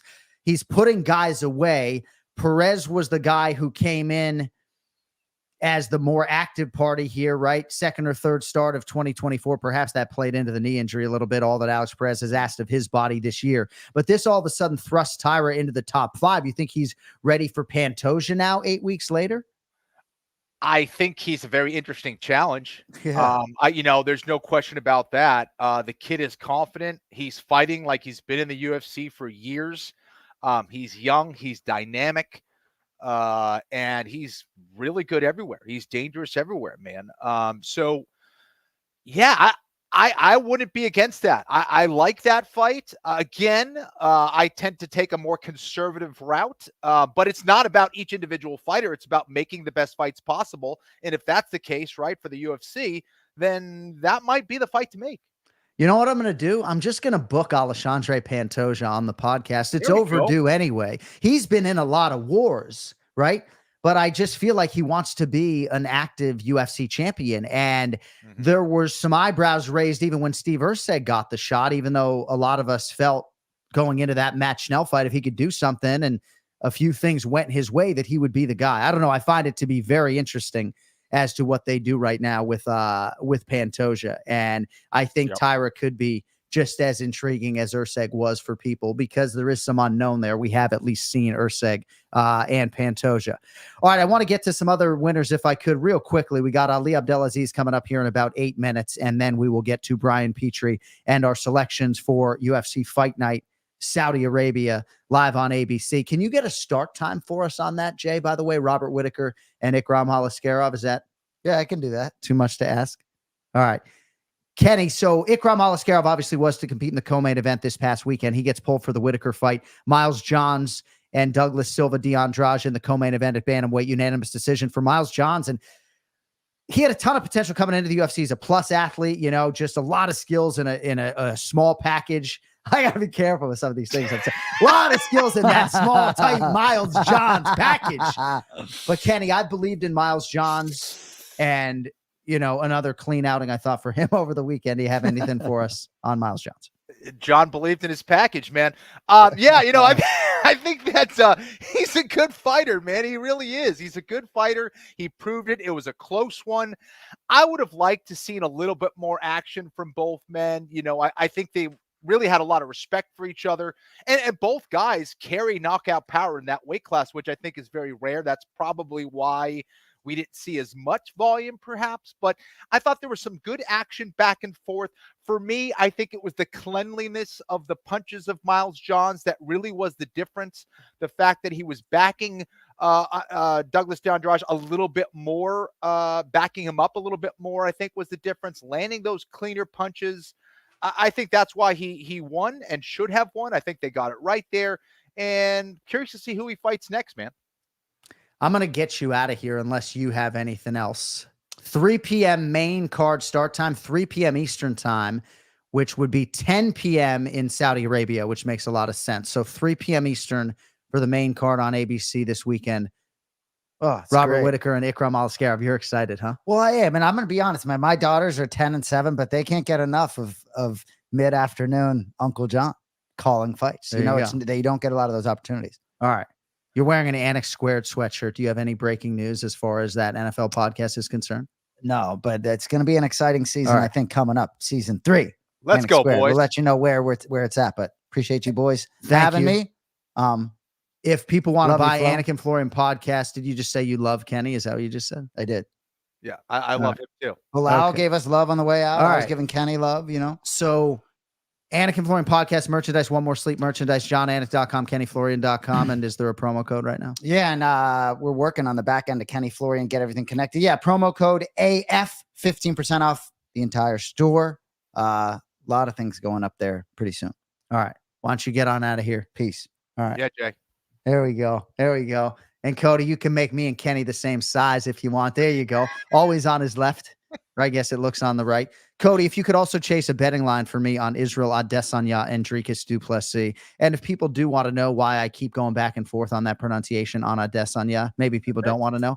But we sat down with Izzy and his parents years ago and had a conversation about Adesanya versus Adesanya. And gosh, it's been said so many different ways. He said it like 3 different ways on his initial UFC audio file. So we made the determination at that point in time to keep it Adesanya. But I hear him say Adesanya all the time, and sometimes I just sneak into that habit a little bit. All right, anything else for us, Kenny? I thought the Brady Heastand fight was pretty exciting. Garrett Armfield is a fighter that I believe in, but a tremendous rally by Heastand to get the submission. And for me, there are a lot of things I can't relate to when I watch mixed martial arts, the relative mental and physical and emotional toughness of all you guys, but just seeing a guy get knocked down and nearly out and then having the resolve to come back the way Heastand did and to get a submission gets the bonus. These are the nights upon which careers and lives change. And I felt really good for Heastand watching that.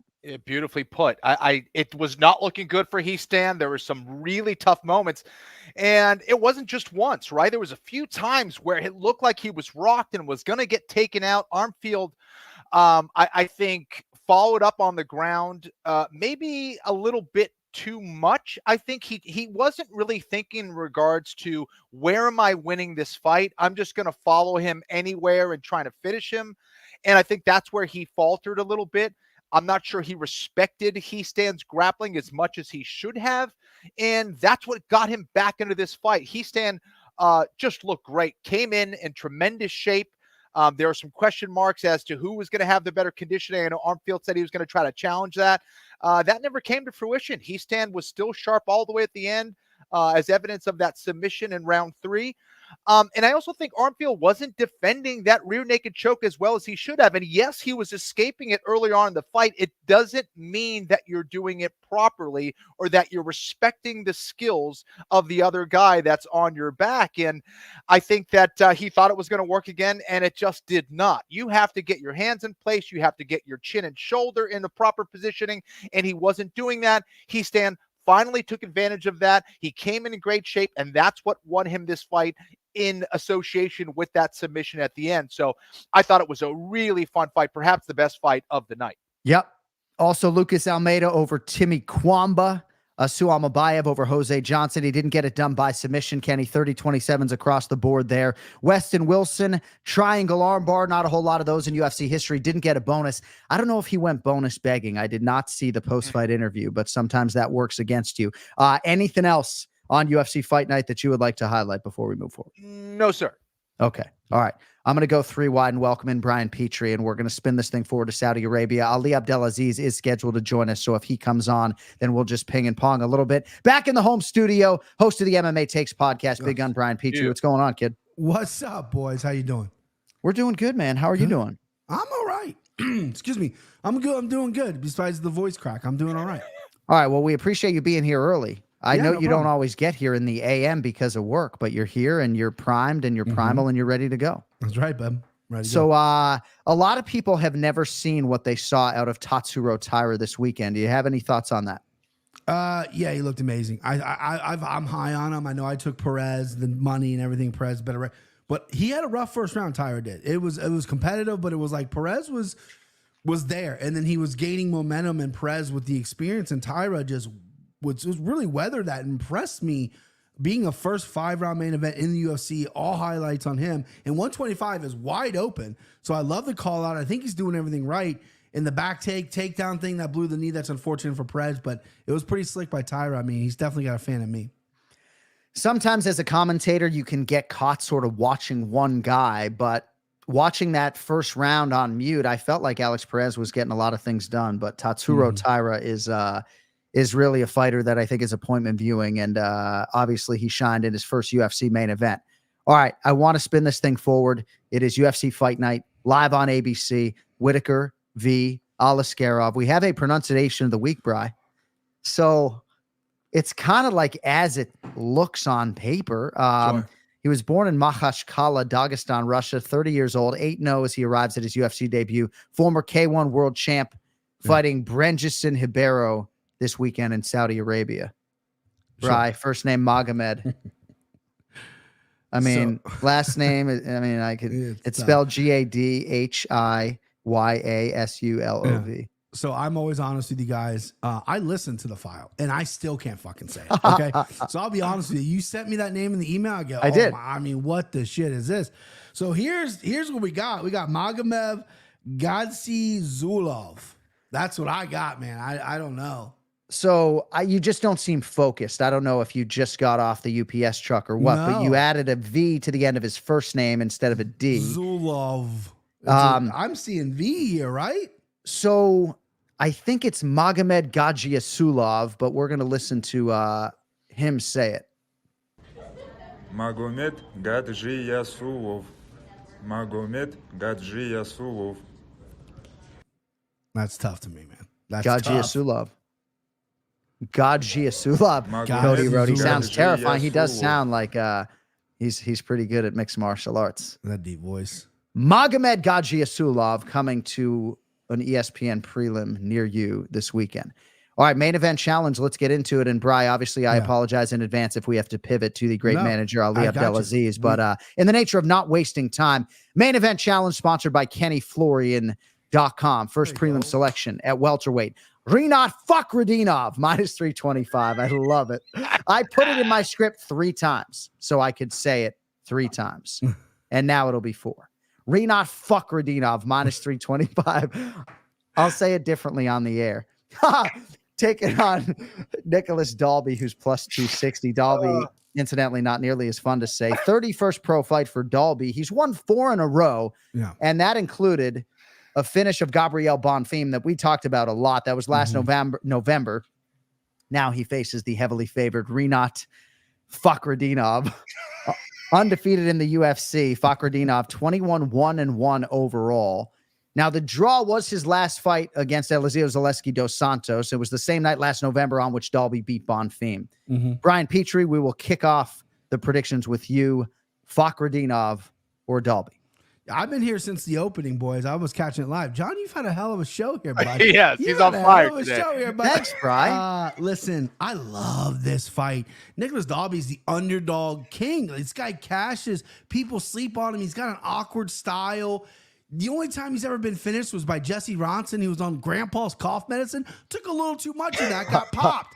Besides that, this guy's sturdy, he's solid, he's always in shape. He's getting older. I realize that. He's cleaned up his life outside that. And Fakhretdinov, this guy looked mortal, looked human against Dos Santos, who is a stud, right? No problem with that, with the draw. Thought he might have won. He gassed out, though. He slowed down, covered in blood.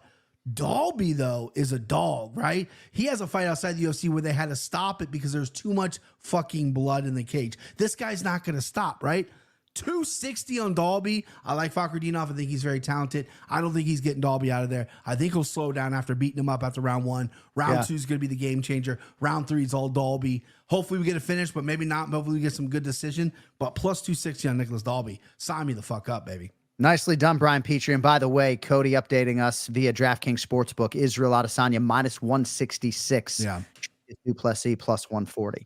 And Cody, I apologize. He gave me all these great notes on Lyoto Machida. The chat didn't update, so you probably thought I was ignoring you. Certainly would not do that. KenFlo, Rinat Fakhretdinov, big favorite here against Nicholas Dalby. Your thoughts?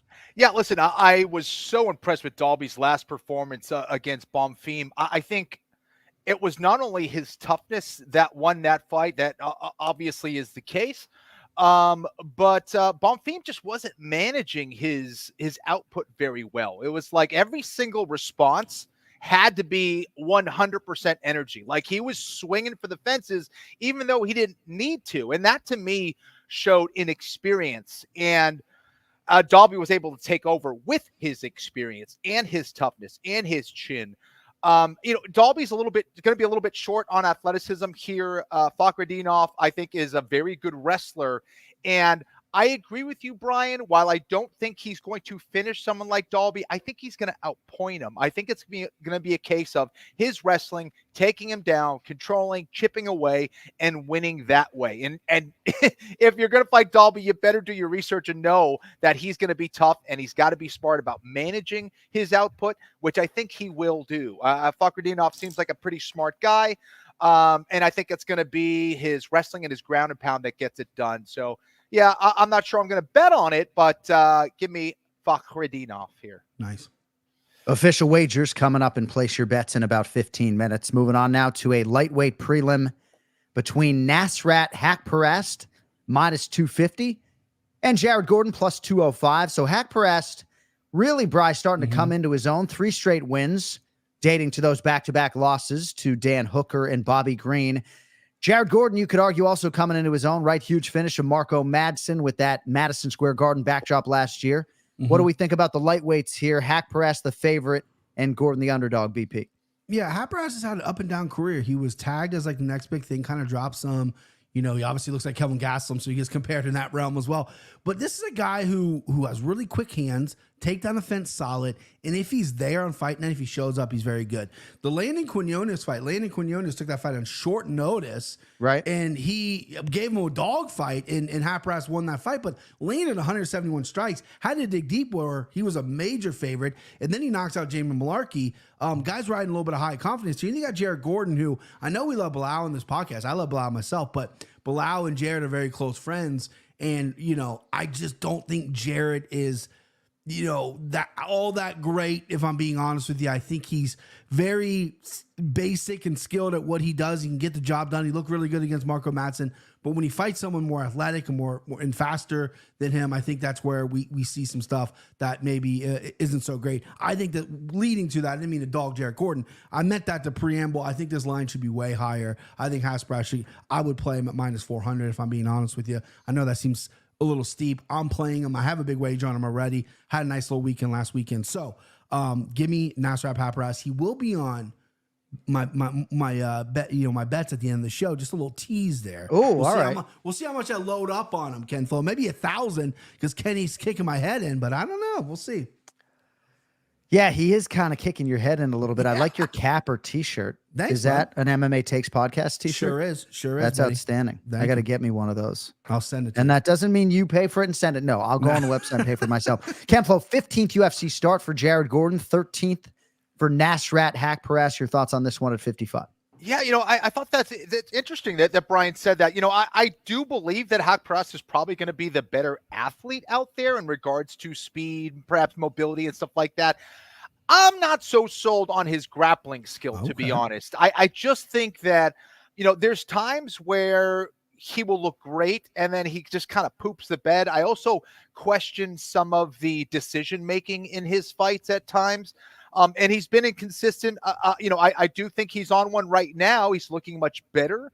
And he seems like a really good, humble guy, hard-working guy, all that stuff. But so is Jared Gordon. And I think that Jared's going to use his striking to set up his takedowns, his control up against the cage, and that's what he needs to do in this fight. He kind of has to make it ugly here, and I think he has the ability to do it. I think he's loosening up with his striking a little bit.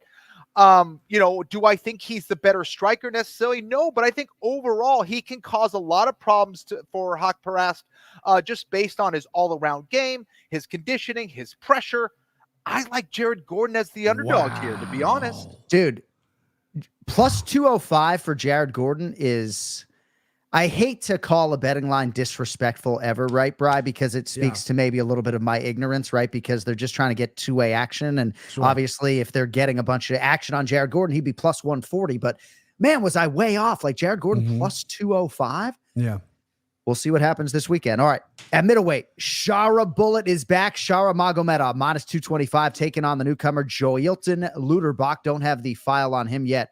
He's plus 185. So UFC debut, KenFlo, for the Brazilian Luderbach, nicknamed Pellegrino. Strong physically, strong competitor, 14 knockouts, 13 subs. He's won 4 in a row, 38-9 with a no contest. 31 years of age, and now he draws Shara Bullet, KenFlo. I know Luderbach is a guy that you have some familiarity with. Your thoughts on him here against Shara Magomedov? Yes, sir. I've seen Luderbach. He fought a couple times in the PFL. Crazy that he was fighting at 155 pounds. This guy has fought all over the place in regards to weight class. He's kind of one of those guys. It's like, give me a call. I'll fight at any weight class at any time. He's an absolute beast. He loves to fight. Record of 38-9 with 1 no contest. This guy has some experience, you could say. However, every time he stepped up to a higher level of competition, he has kind of failed a little bit. I'm curious to see how he does at 185 pounds. At the very least, I think we should see some better output from him in regards to energy. And he needs to take this fight to the ground. He needs to take it down to the ground quickly and utilize one of his front chokes, whether it's a Darce or a guillotine. That's where I think he can maybe win this fight against someone like Shara Magomedov. I love that nickname, the Bullet. Because Magomedov is a problem on the feet. He has a great kicking game. He's got good knockout power with his hands as well. I think he's a little bit vulnerable when it comes to takedowns, especially in his last fight. He was doing really good, had a tough fight there against Silva, who is extremely durable.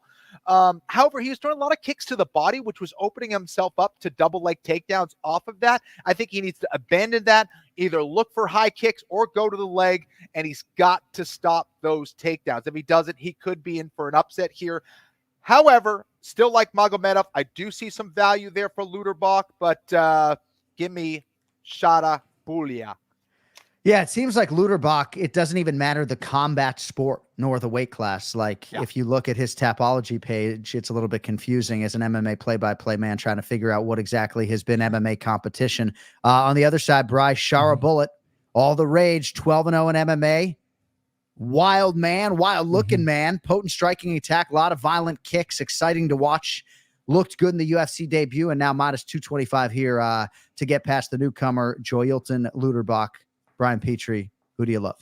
I know I'm not buffer, but hopefully I have a good poker face because the last pick that Kenny was loaded up on, not loaded up, and picked Jared Gordon, rattled my cage a little bit, okay? You did seem rattled. I'm rattled a little bit, boys. I'm a confident guy. This face knows chicks because of his confidence, not because of his looks, okay? And I'm rattled right now. Let's shake it off. Here we go.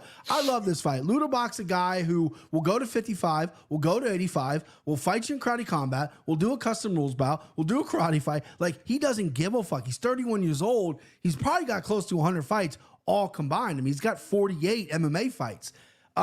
Very, very stiff puncher, what I've noticed. He's very dense for at least with the weight he fought at before. Very dense, very stiff puncher, which is good for him, power. Shara the Bullet, which I love the nickname, but I also kind of want the pirate because he kind of has some like pirate theme. I learned about this guy on Reddit. Reddit was all over this dude. Photoshop photos of this dude just fucking ripped up with one eye and just a killer, right? In the Bruno Silva fight, I thought, he just looked okay. Great kicks, landed 113 strikes, outpointed Silva, got taken down 3 times, didn't show much off his back. Cardio was kind of there. He's going to be fighting in Saudi Arabia and Abu Dhabi for a while, so we better get used to it. He's a star. Only 12 fights. Heavy kicking game. I wish he worked on his hands a little more. Kenny nailed it. Don't touch the body as much. Go up high. Use your hands. Use your footwork. I think he's going to be the bigger size guy here, so hopefully that can prevent him from getting taken down as much as he did against Bruno Silva, because Bruno Silva is a legit 185er. I don't really know if Luderbach is. I'm going to go with the bullet as well, Shara. I don't know if I'm going to load up on him. I really don't see how this fight going. This is a really good replacement fight that the UFC did here, because this wasn't Shara's original opponent. So It's going to be a fireworks, man. By the way, Ali Abdelaziz, we will reschedule for later in the week. So he was supposed to come on with us last week at 9 p.m., and I had to cancel on him because of that movie. So then he thought it was 9 p.m. today and not 9 a.m. Pacific. So he just texted me. He has obviously much bigger business to attend to than the Anik Florian podcast, but I just didn't want to put that on him in totality. All right. Main card opener, 3 p.m. Eastern time, live on ABC at light heavyweight. Johnny Walker Blue, -118. He is the number 7 ranked light heavyweight contender, taking on 9th ranked Volkan Oezdemir, who is -102. Big fight here, Bri, for really both guys in terms of ever fighting for the belt. Again, if you are Oezdemir, now 6+ years removed from his title shot against Daniel Cormier, he has won 2 of 3. Johnny Walker, winless spanning his last 2, both of those, of course, against Magomed Ankalaev. Your thoughts on this one, BP? Pretty close on paper. Yeah, before the Ankalaev fight, Johnny Walker looked great. Yeah. He started to really kind of come into his own. The chin's always going to be the problem.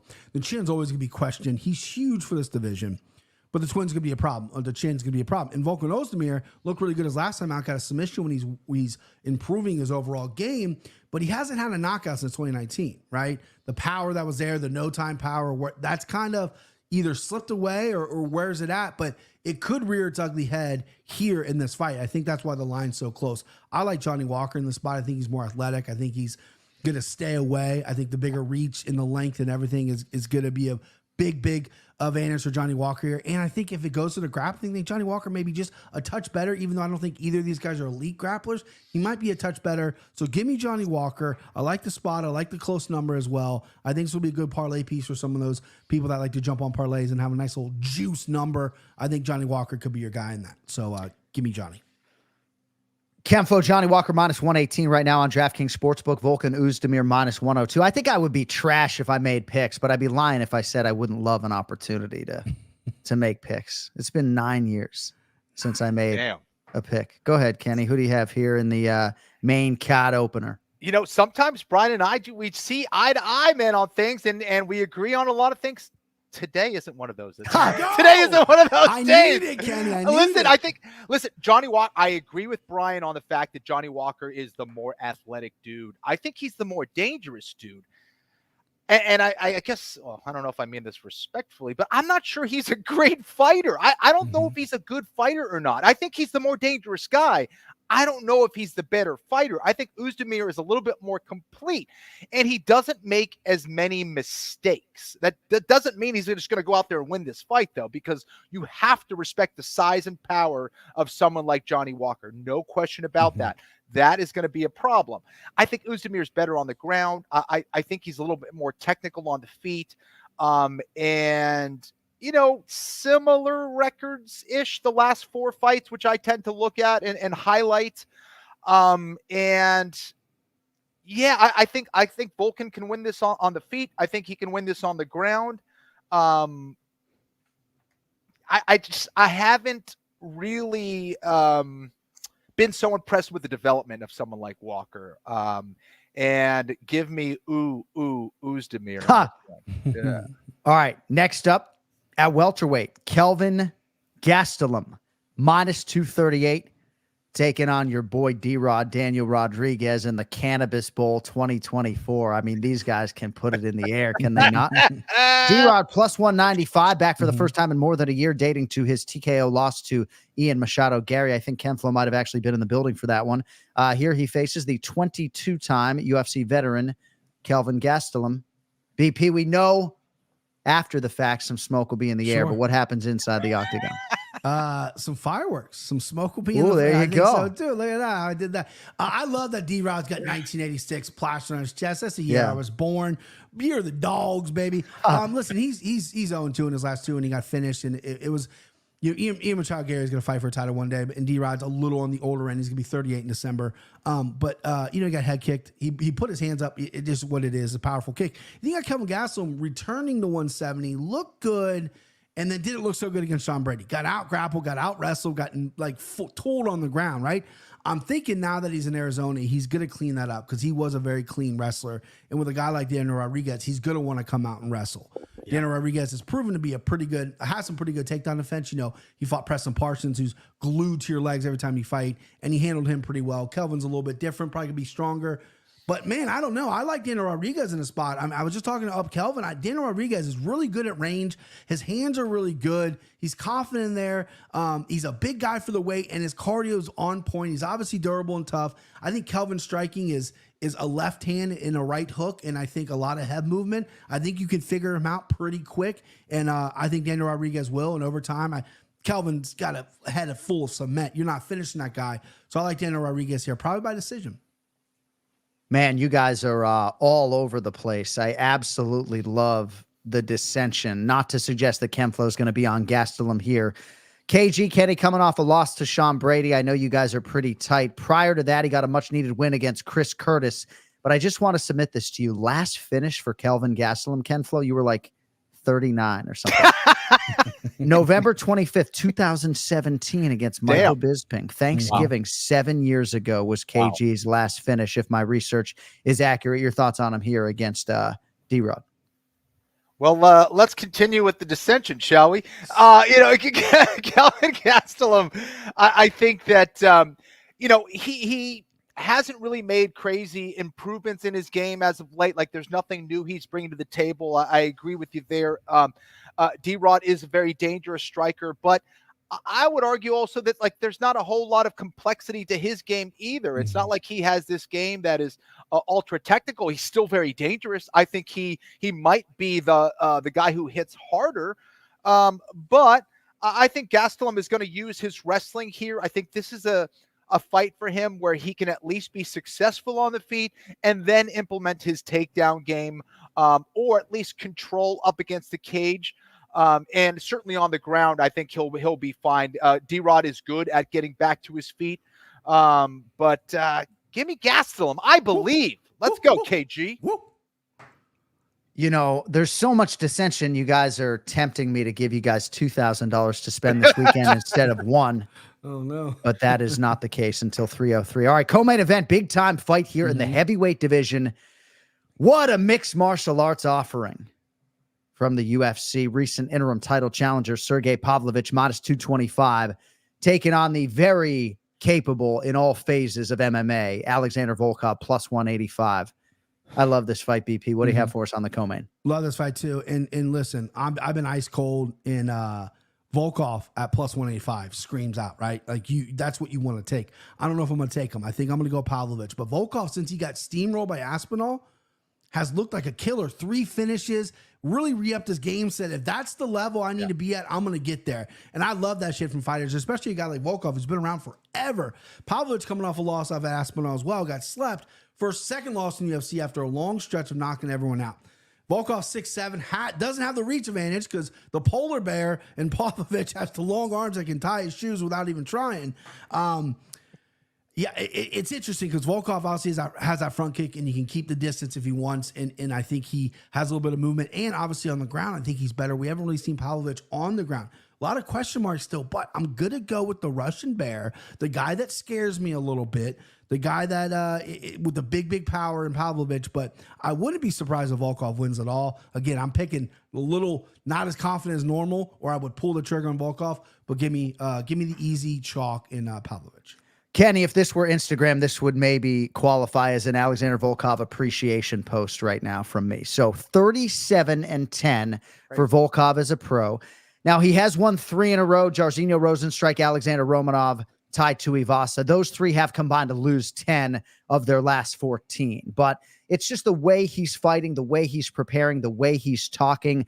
I think Alexander Volkov can win it all. I think he can win the undisputed UFC heavyweight championship. Now he has to contend with this frightening speed and power package that is Russian southpaw Sergey Pavlovich. Fascinating heavyweight co-main event, title eliminator of sorts. Who do you like, Kenny Florian?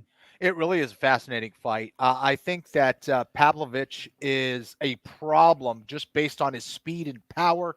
His blitzing is really tricky. Now, I think it comes down to Volkov's defensive guard, his defensive ability, and his jab. He cannot allow Pavlovich to just advance without eating a jab. I think it comes down to those long-range weapons, be it that jab that I just talked about or that lead leg or rear teep down the middle to keep Pavlovich on the outside. Now, Brian mentioned the long arms. That adds another little wrinkle to the game, which adds to the fascination of this fight.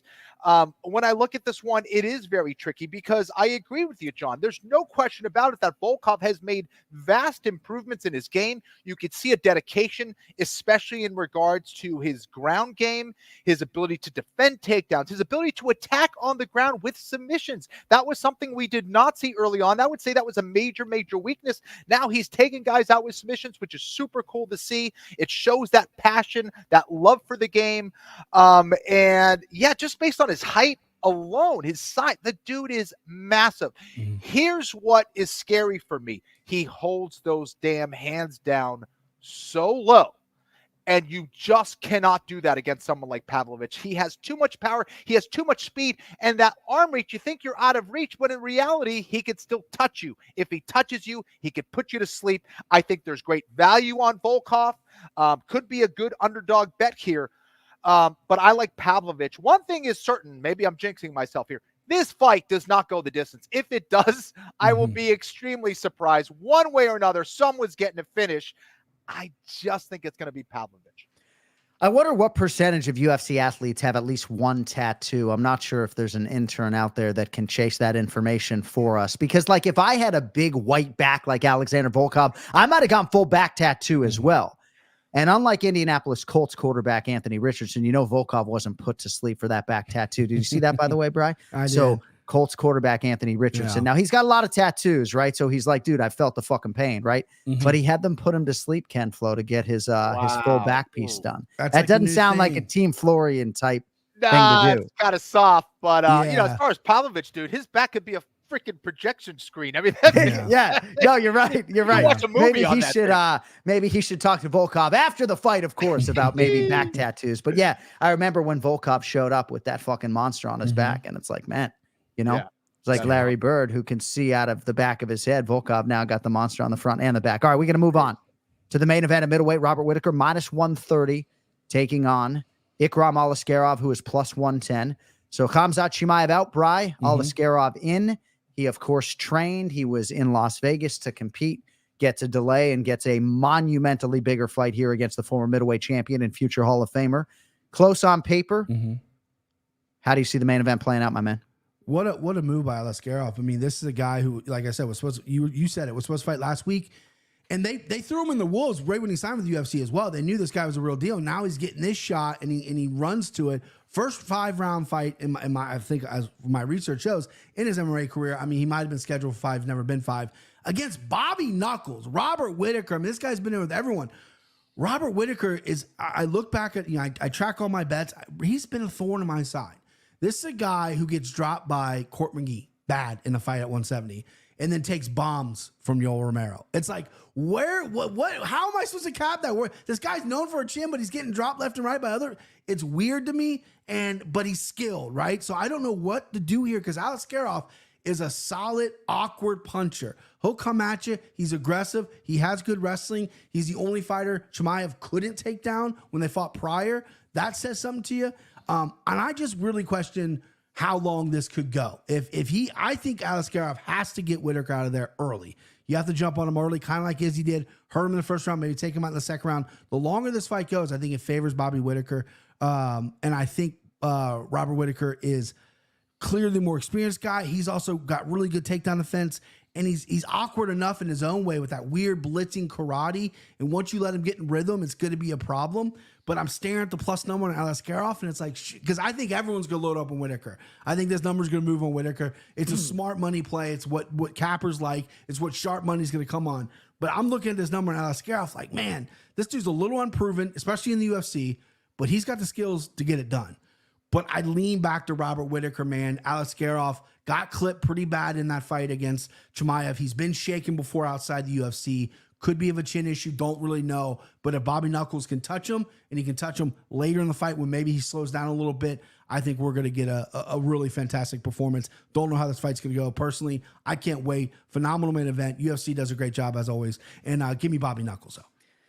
KenFlo, certainly come Saturday night, the sports books are going to need Ikram Aliskerov. I'm not sure that's the right side, though. Your thoughts on Whittaker and Ikram Aliskerov under the lights Saturday afternoon in Saudi Arabia? Aliskerov has a very impressive record, 15-1. That one loss, of course, as you mentioned earlier, to Khamzat Chimaev. Again, nothing to sneeze at. That is very impressive. Made quick work of Warley Alves and Phil Hawes. However, Robert Whittaker is not Warley Alves, and he's not Phil Hawes. This is an absolute savage, I think, with a ton of experience. He's got knockout power. He's not an easy guy to take down, as Yoel Romero found out, and many others. And I think that loss against Dricus du Plessis was a blessing in disguise, in that there is no guy out there that you can take for granted. And Whittaker is a smart guy. He learns from his mistakes. And I think he's going to come in here really well prepared. Why? Well, he was also preparing for a guy named Khamzat Chimaev. So I think he comes in here sharp. Looking at these odds, man, this is going to change. I think it's going to change quickly. Not many fights that you're going to get with Robert Whittaker at minus 130 when he's facing a guy who has only 2 fights in the UFC. So I think Aliskerov is given a little bit too much credit. Maybe I'm wrong, but all I can do is make picks based on what we have seen.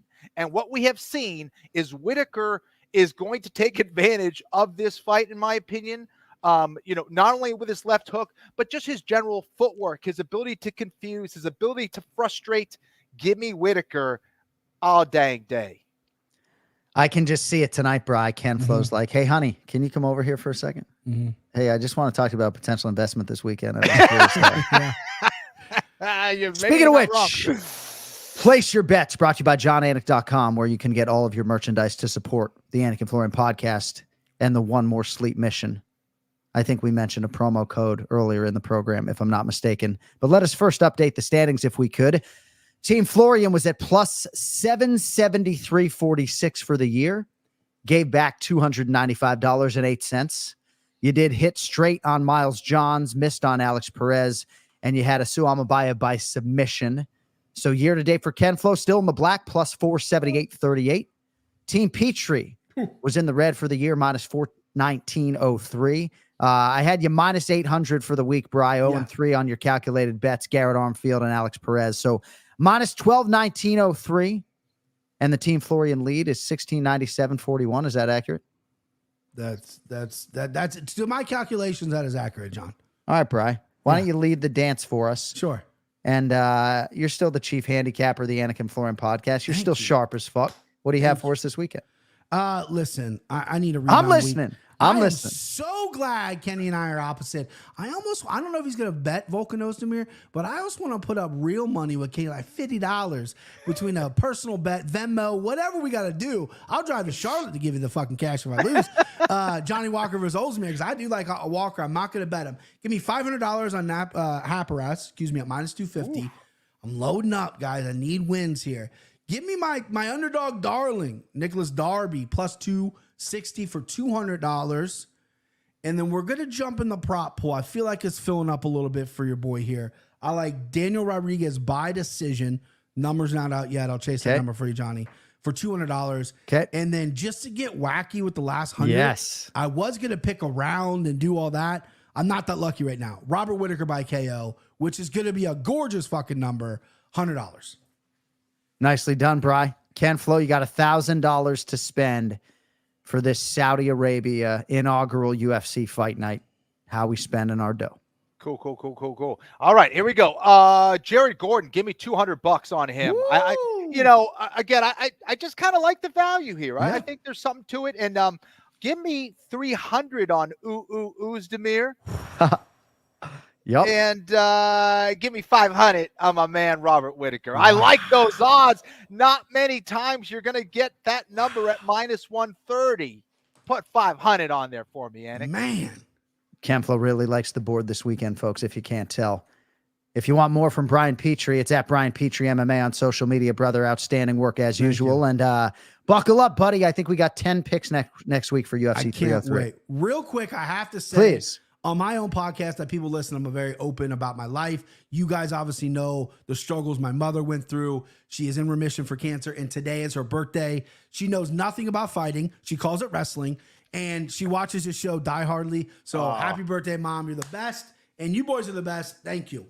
Happy birthday, Mama. Thanks for watching, and thanks for creating this incredible human being, Brian Petrie. Hey, buddy, have a good day. Thanks for the time. We'll talk to you next week. You too, boys. See ya. All right, that is going to do it. Hope you enjoyed a couple live hours here on a Monday. We might be back later this week, depending on my schedule in Saudi Arabia. Otherwise, we will be back with you next Monday. We'll recap Saudi Arabia, and of course, get you primed for International Fight Week 2024 and UFC 303, Pereira versus Prochazka. And I just want to say in closing, as I wear my Kristaps Porzingis t-shirt, can't thank the boss man Dana White enough for just the gesture of all gestures. I know the Celtics got absolutely whacked, but Game 5 is tonight, and they can make it all right. But it was a once-in-a-lifetime experience, and can't say I'm forever better for it, but forever grateful to be sure. Thanks to our executive producer, Cody Merrill. Thank you to our guest, Belal. Remember the name. Belal Muhammad. Thanks to Ray Longo. Thanks to Brian Petrie. Thanks to our producer, Cody Merrill. For Jason Anik, for KenFlo, I'm John Anik. We will talk to you Monday, if not sooner. Until then, travel safe, everybody out there. You'll later.